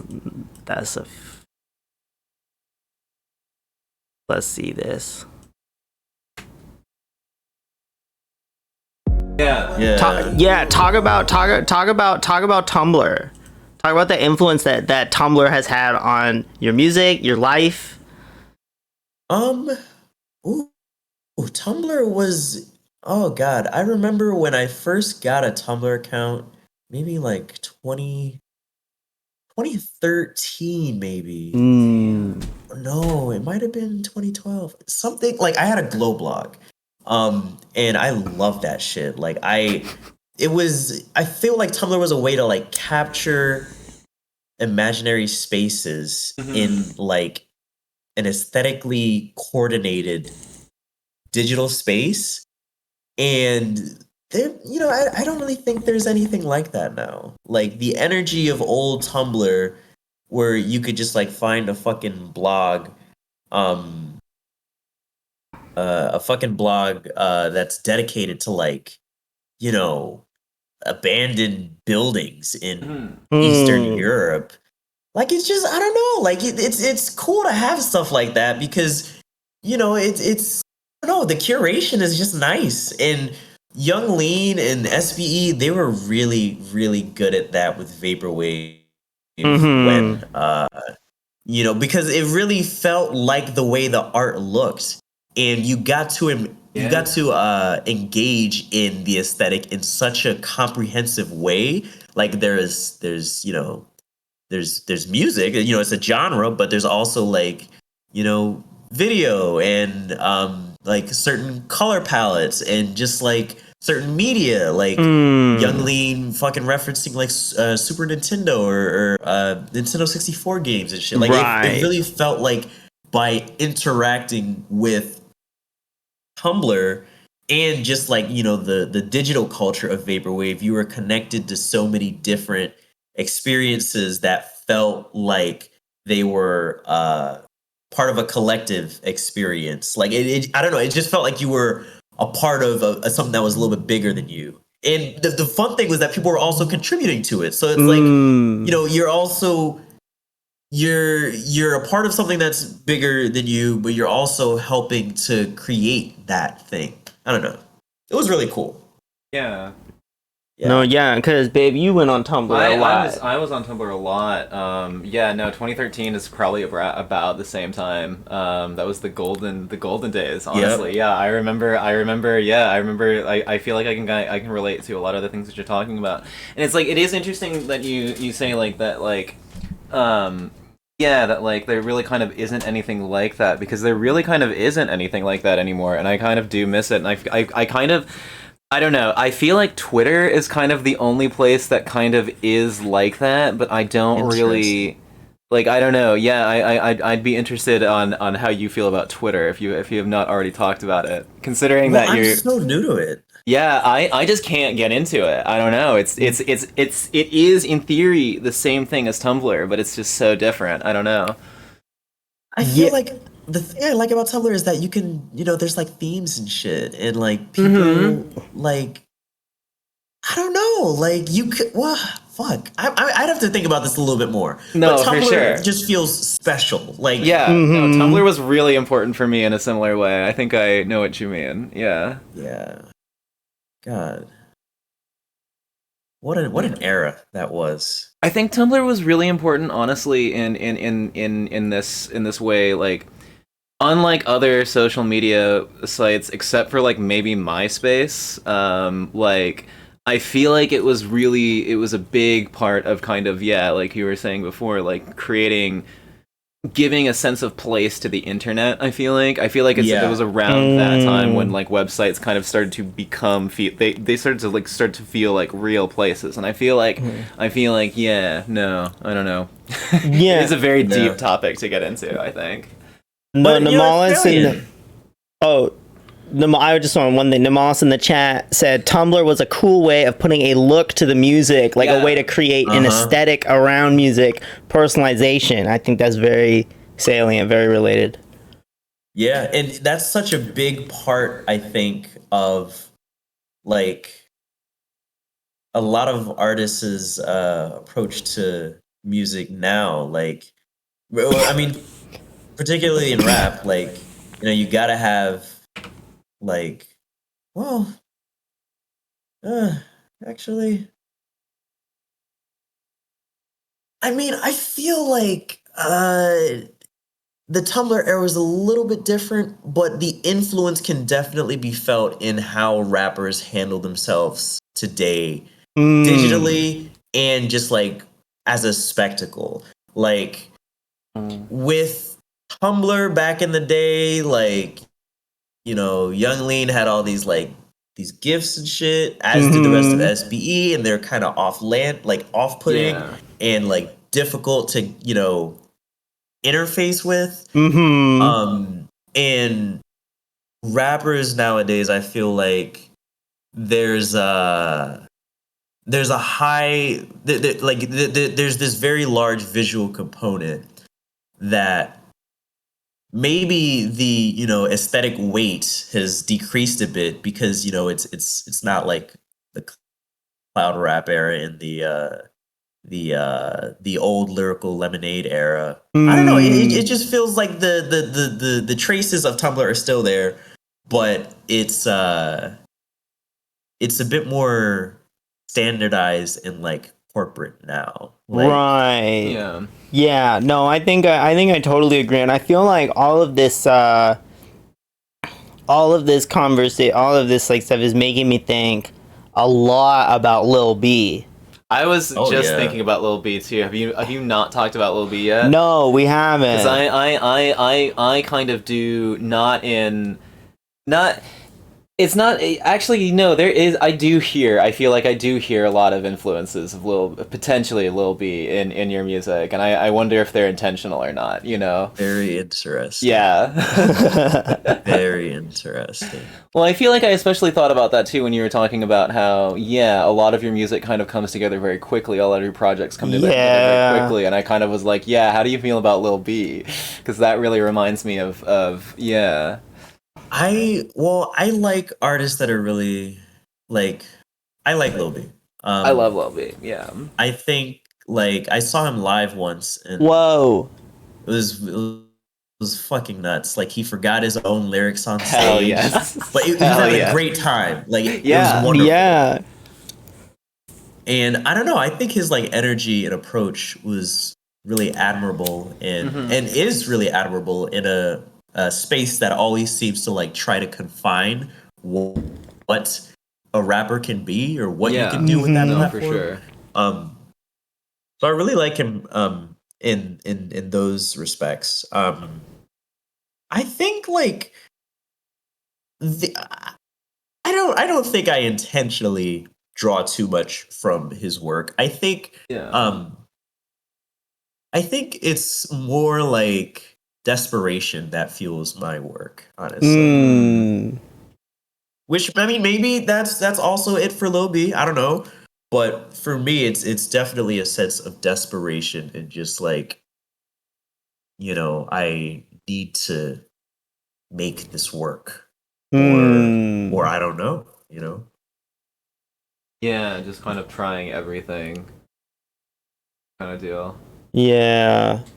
No, I do think at least there are a few. I do think like for instance on the song Trans Supremacy, there's definitely kind of like a bit of a Lil B vibe there, not in the sense of like, but like it just in the kind of little. At least for me, Lil B was the first rapper that I heard like the I'm Miley Cyrus, I'm Miley Cyrus, like saying the thing over and over again. Yeah. And like I think Lil B's attitude around like lyricism was super like was honestly like fucking like crazy. At the it blew my mind for sure. I was like, what the fuck? Yeah. He's not even rapping. I was definitely one of those people at first. Oh wow, yeah, no, I bet you were. And then and then there was that and like, but then eventually I feel like I don't know, I just loosened up a bit and I just kind of like got it. Mm-hmm. I just kind of understood. It's like, oh wait, no, I waste actual life like getting mad about this. Like why can't I just like zone the fuck out? Like why can't I just appreciate it for what it is? Mm-hmm. Yeah. No negativity. And then also there was that video that came out where like, because after Lil B kind of like popped off a little bit, there was that one video that was surfacing that was like, oh, it turns out Lil B can actually rap. And it was like a project of his that like wasn't really successful, I guess, or that nobody really knew about. But yeah, no, he had like bars in the conventional sense, like it was much more like, sort of like, I actually don't know about and this is all around like that's very interesting. Yeah, I think Lil B has bars. It has always like he always has, but it was like I just mean like he was the conventional sense. in the conventional sense, right? Like especially because we were talking about like we were listening to Jedi Mind Tricks earlier, and like in particular with the trajectory of like the sort of this is fucking crazy. Okay, hold on. We gotta fix the camera again. Okay, sorry. But like with mumble rap and stuff, and with the sort of like development of like that aesthetic and like that category, I feel like because that's the thing. Like, so how do things like Jedi Mind Tricks and how do things like Young Lean like coexist in your head? And Lil B, I guess particularly, like how do those two artists like? That's a great question. That's a wonderful question. I mean, I feel like I coexist in my head in that way. So it's like, why can't people be complicated? Why can't it be? Why does it have to be one or the other? Why can't it sometimes be? You know what I mean? Like, I think we allow certain artists to have so much complexity, and we deny that to others. In rap, that is one of the things that I think is really tragic. Like, No, absolutely. Yeah. I don't know. I see it happen with a lot of artists, like particularly trap artists. Oh yeah. Where like, once the era of like mental health came in, then it's like, oh, you can write a song where you like, address mental health or something, and then people will like understand it as that. But when you write about like, you're seeing your friends being murdered playing over in your head, people don't like think of that as, you know what I mean? No, I know exactly what you mean. If you have, like literally, like Chief Keef has this song where he's like, I have dreams where I just see, my cousin getting shot playing over in my head. And then he like goes on to talk, like he imagines like a conversation with him or something like that. Right. And like I'm like, you know, that's like Jesus Christ, you know, That's like really like heavy. this is the guy that, you know, when he released Love Sosa and Hate Being Sober, people were like, oh, Chief Keef is a fucking idiot, blah blah blah blah, all this shit, and he's showing like all of this like, you know, vulnerability and you know, emotional depth on numerous occasions throughout his career. And I think, you know, part of that is how people reduce, again, rappers into just like toys, action figures. And I think another part of it is, you know, the dehumanization of Black people fundamentally.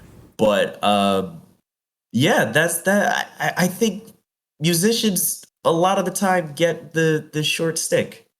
And, No, exactly. Yeah.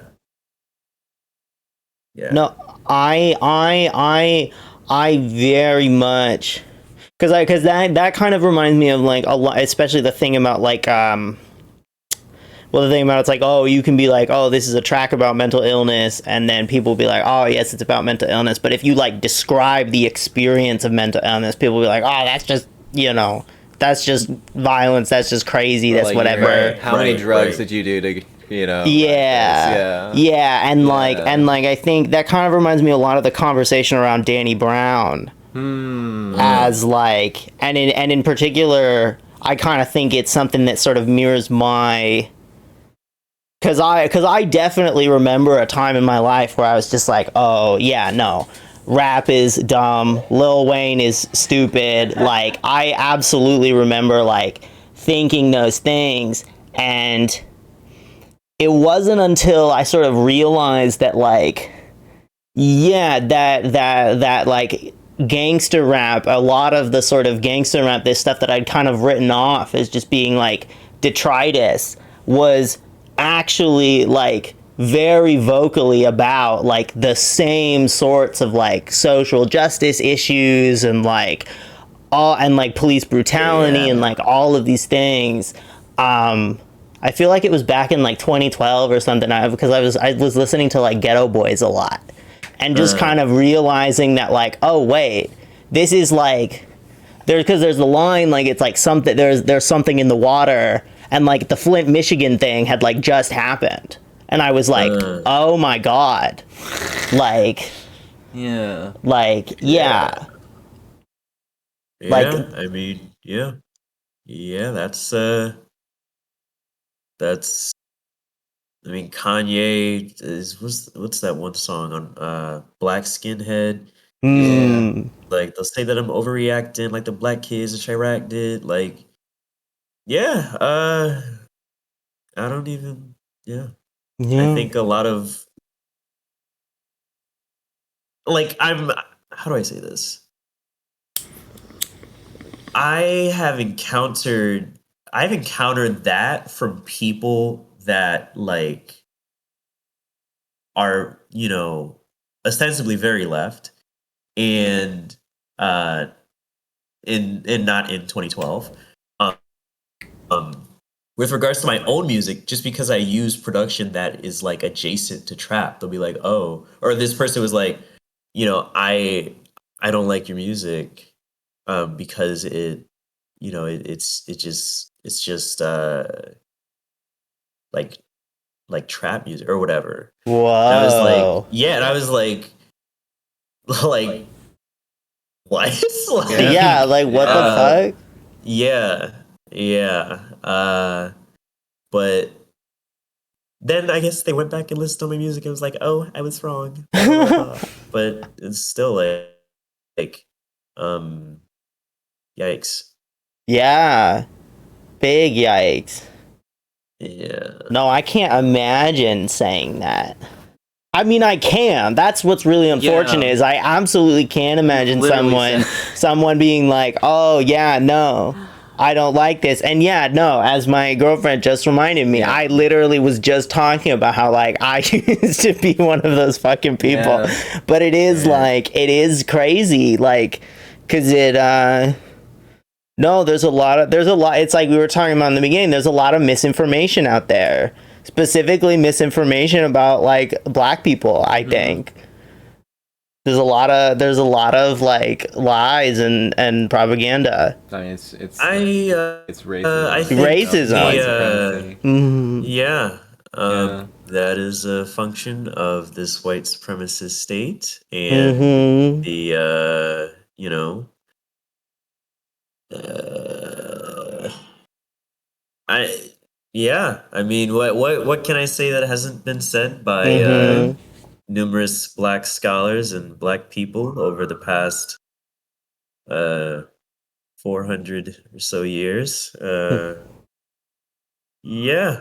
It almost seems as if the climate of Western epistemology just has something against Black people. That's the very way that Western folk and their minds operate is anti-Black. Yeah. No, it very much is, and as like Westernism got imported and shoved around the world, so did Western epistemology's relationship with Blackness get like projected and reconsumed and reified, and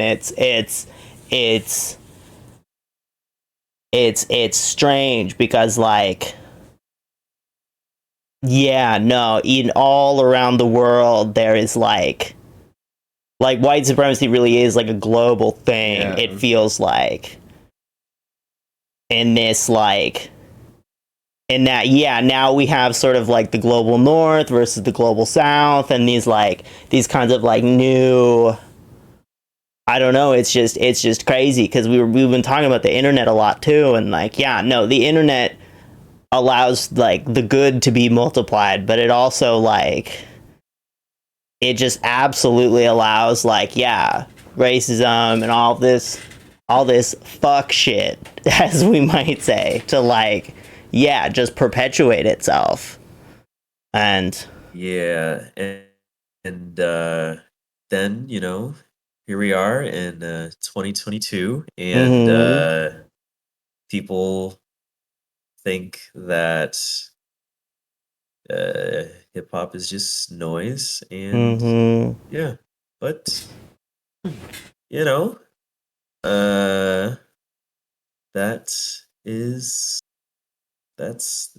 it'd be the white people and the I don't know where I was trying to go with that. I mean, I just want to say fuck Ben Shapiro and fuck Ben Shapiro's dad. That's the other thing I want to say. Fuck that dude. And fuck that dude's dad. Yeah. Because he's not even good at violin. I mean, he is. That's the problem. I mean, I don't know. I just know there's that awful fucking video of Ben Shapiro talking about why rap isn't music. Yeah. Because, and is like, oh, my music theory dad says that it's not music because it only matches like one of the three requirements of what music is. Yeah. Fuck, it's like some like let's dumb. say hypothetically that your music. And it's just no. Fuck that dude. Yeah, rap is only rhythm, so it's not music. That's what his music theory professor dad says. Yeah. Yeah. No, worst take on the planet. Ooh. Damn. Yeah. No. Yeah. It's brutal. No, I mean we already knew that dude sucked. Yeah. But... Yeah. Well,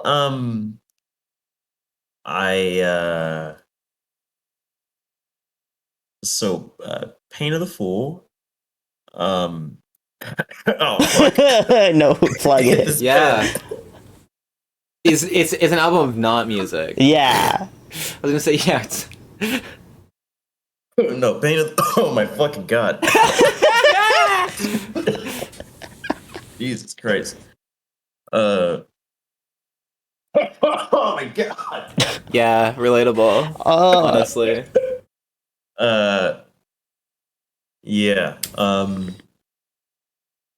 So the lyrics on Pain of the Fool are my favorite thing. I also really like the production. yeah, I don't know. I really like this album. And if anyone has any specific questions about it, I would love to tear those apart. Yeah, and talk about that. Yeah. Anyone in the chat got any questions about the album? Yeah.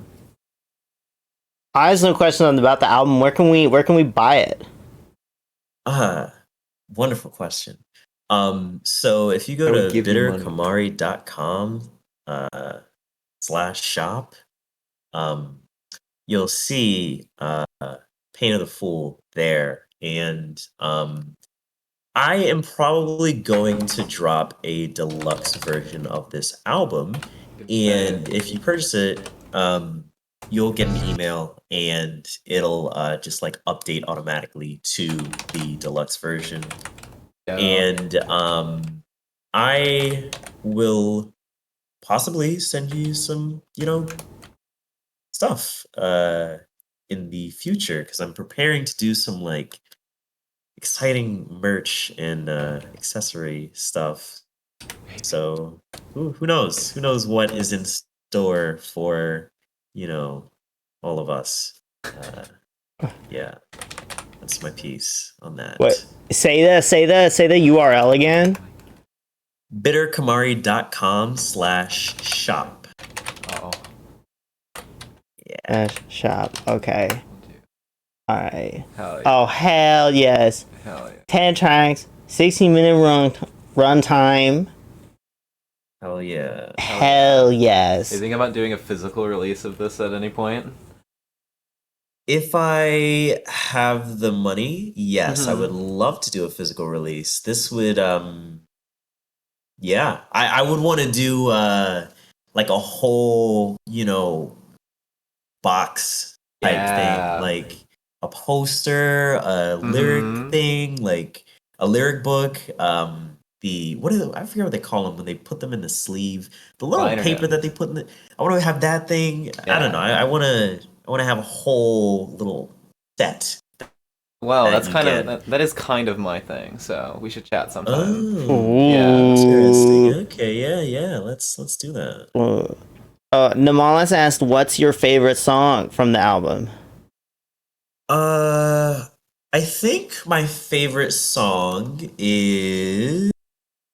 Let me see. Oh fuck! Sorry, I just started playing in my headphones. It's either "Was This All a Mistake" or "End Me." I think it's "End Me" actually, but I also like "Head in Violence." It's hard. "End Me" is really special to me because like I kind of like. I got the opportunity to talk someone through that song, and it helped illuminate what it meant for me, and I really liked that. Oh wait, so when you say you talked through it, like you were showing the song to somebody, and they were like, "Oh, like what does this mean?" And then you were like, "Well, it's kind of like that sort of thing." Yeah. I basically just explained like how I wrote it, and like I broke it down line by line. Kind of went like, this is what I was thinking with this bar, and this is yeah, this is why I did what I did.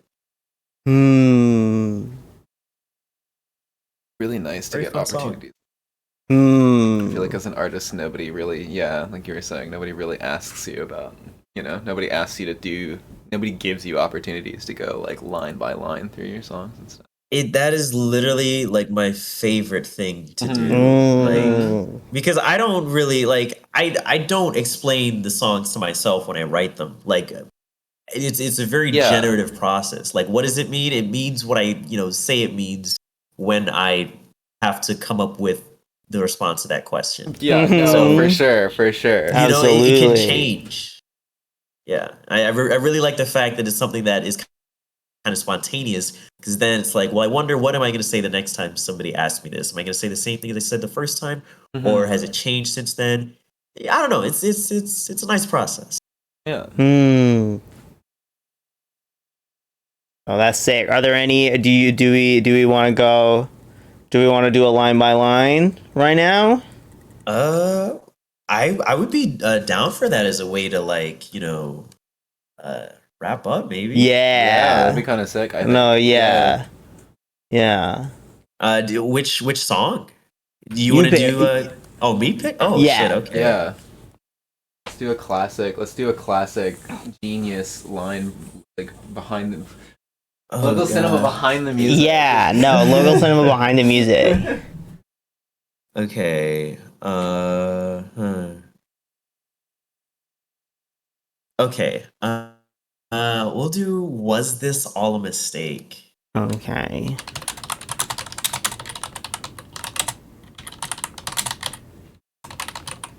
Alright.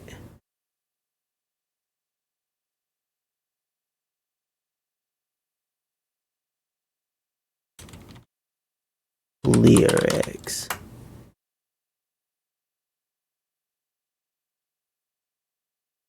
Oh, Oh, right. I literally don't have the lyrics for these songs even published yet. yeah, no, I can't find them. Yeah. I do have the lyrics for Free Weed in the No. Crematorium up here, though, which is a great track of yours. I could do Free Weed in the Crematorium if you wanted. I'm down for that. Oh, man. Let's see. Hmm. Yeah, because otherwise I feel like we'd have to do if it weren't Free Weed in the Crematorium, we'd have to listen to the songs and actually do like a listen kind of walkthrough, which we can do, but I don't know what the vibe is. I don't know what y'all are feeling. I mean, I'm definitely feeling like winding down. I think we should do the line by line with Free Weed in the Crematorium. Okay, let's do Free Weed in the Crematorium then. Let me also find the lyrics. Let me. Did we have the biggest source of inspiration? Oh yeah, no, there is this. There is this from a first-time chatter from Burr's Boy. Your biggest source of inspiration while making this album. My biggest source of inspiration. Oh.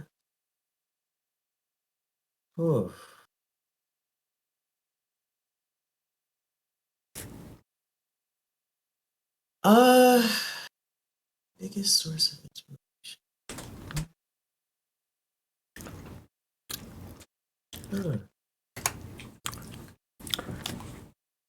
I think I was really inspired by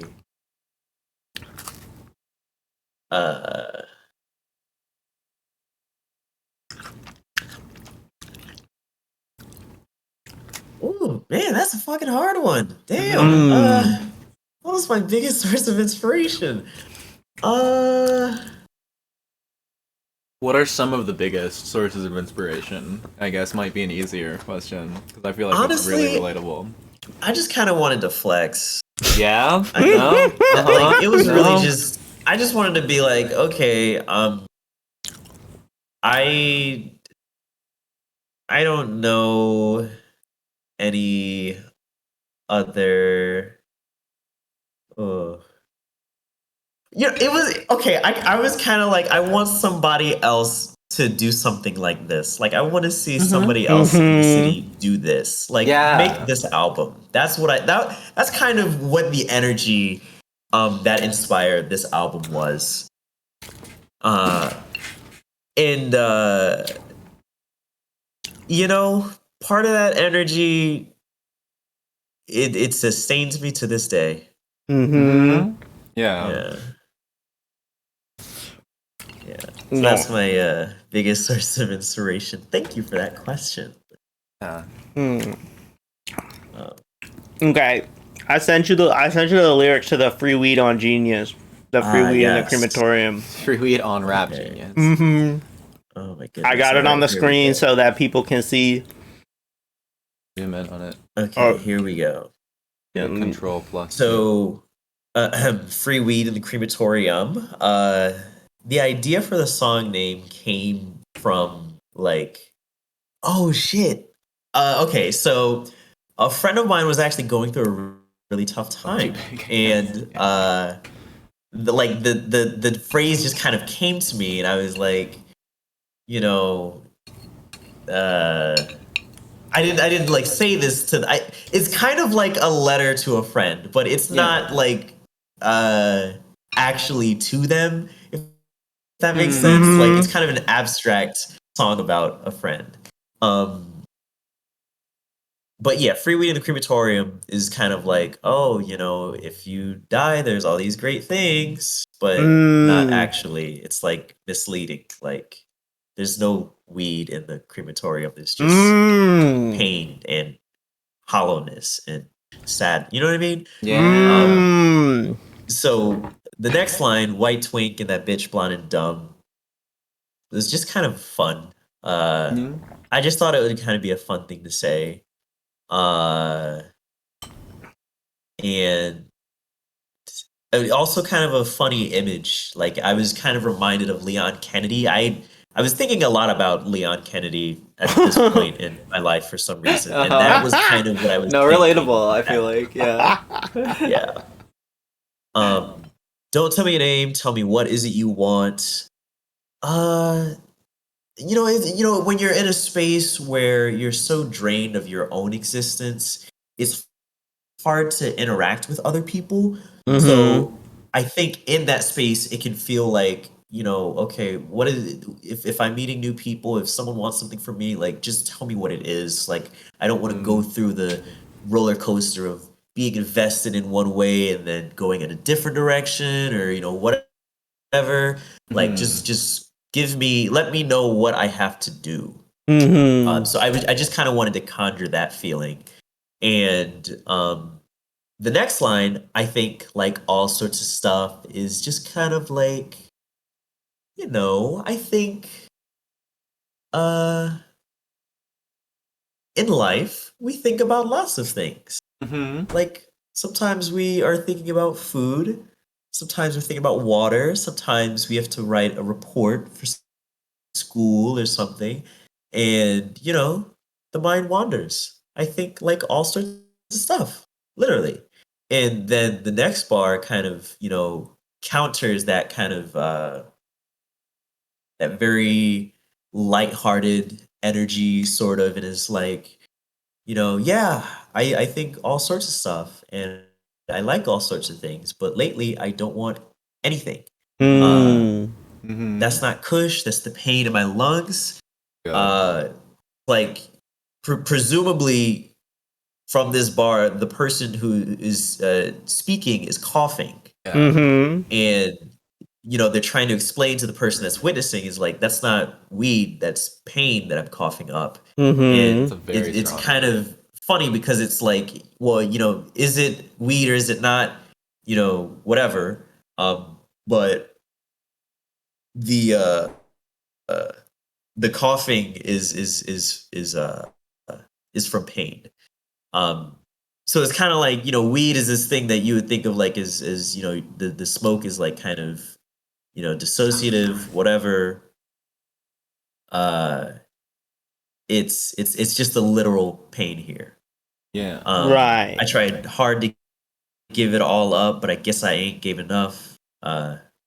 It's kind of, you know, self-explanatory. Yeah. Tried to let go of something, but maybe there's more that need to let go. But that, I mean, it's kind of a double entendre, I guess, because it's kind of also about suicide. It's like I tried hard to give it all up, but maybe, you know, I didn't, you know, give enough. I don't know. I hope that the, you know, the multi the polytonality of that, of those two lines, I hope that kind of communicates there. Yeah. Okay, then stupid bitch, I got bleach in my chart. It's like your astrological chart. It's like bleach all over it. So it's like you fucked up, basically. Yeah. Or you are a fuck up by the stars, by virtue of the stars, which is a really maybe intense way of saying that. But you know, pray fake go easy please on my heart. Lots of prayers think I'm doing it wrong.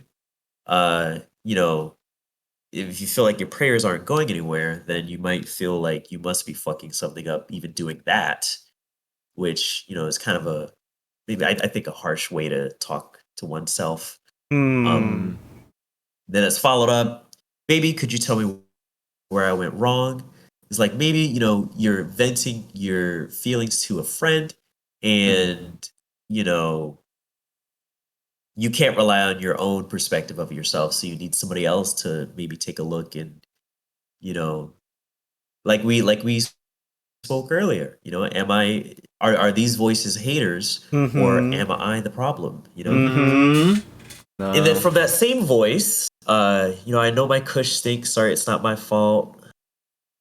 Which is kind of funny. I think. Yeah, no, that's sick. No, it's funny. Yeah. And then got your tears on me like a waterfall.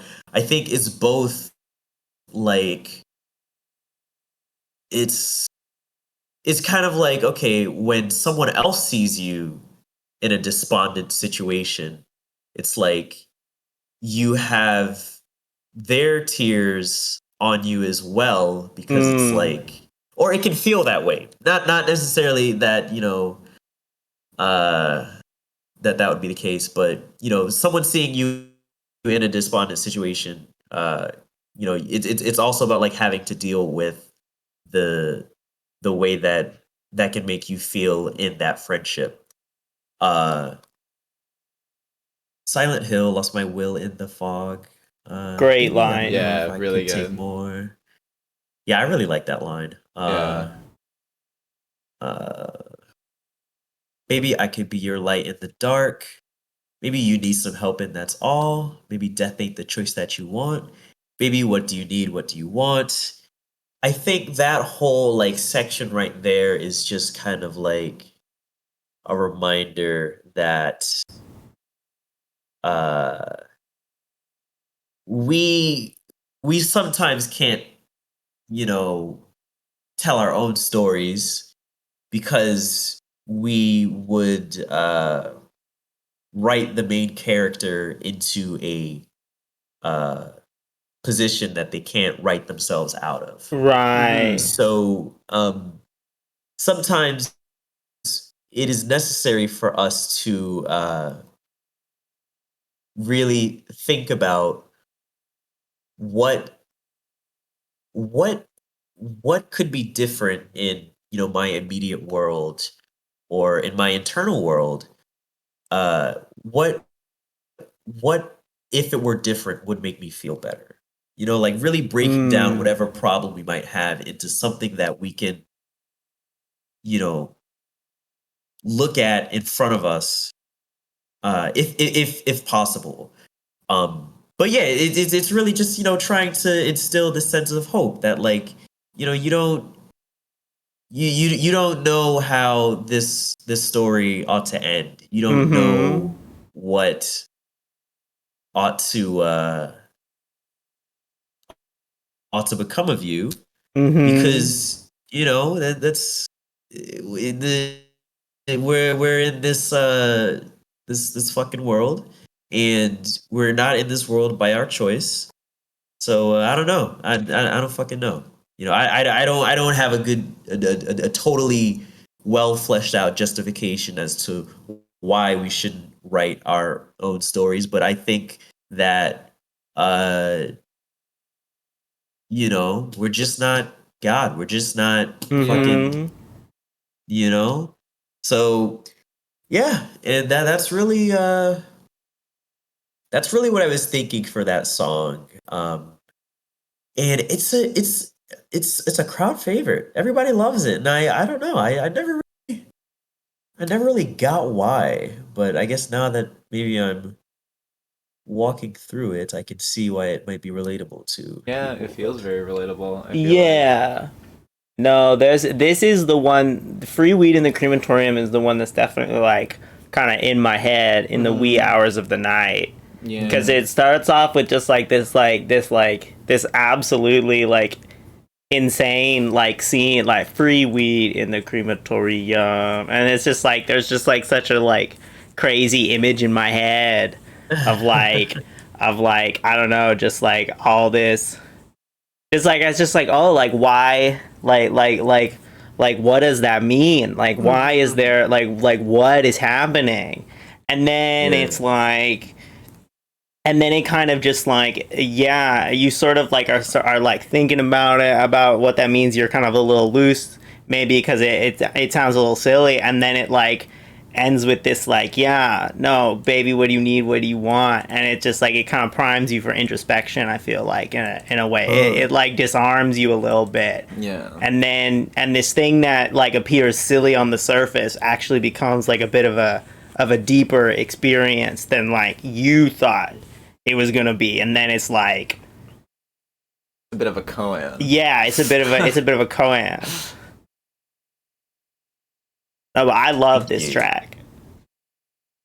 Thanks. I'm glad. Like that. You see, this is like the one of the biggest things I've struggled with as a musician is just like I just want to like see how people feel about my lyrics and just like about the things that I like try to construct. So it's it is very helpful and comforting and you know, reassuring, heartwarming to hear that like I successfully communicated what I was trying to communicate. Yeah. But I especially, now that you said the thing about how, yeah, no, the free weed in the crematorium is a lie. There's no free weed in the crematorium, you know? I know that adds in a tremendous amount of depth to that line. And it's very much like, I don't know, it definitely like completes the picture for me. Yeah. It's very satisfying. So glad. So with that, on that note, plug the new record one last time. Yes, Pain of the Fool. It is available on all streaming services. But the best way to get it, excuse me, is at bittercamari.com/shop, where you will be directly supporting my ridiculous rent and my ability to clothe, feed, and make more art. Yeah. No, we're gonna post all this stuff in the chat. All right. Anyway, I kind of wanna fade out to Free Weed in the Crematorium because it's such a beautiful track. All right. Yeah. Got your tears on me like a Oh, this stupid ass preview thing, it just started in the middle of it. It's perfect. Okay, all right, It's it's perfect. It fades out. All right, okay. It's perfect. Play it All down. right, all right. All right. Logo Cinema, Bitter Camari, forever. Free weed in the crematorium. It's happening. Thank you so much for coming on the stream, Bitter Camari.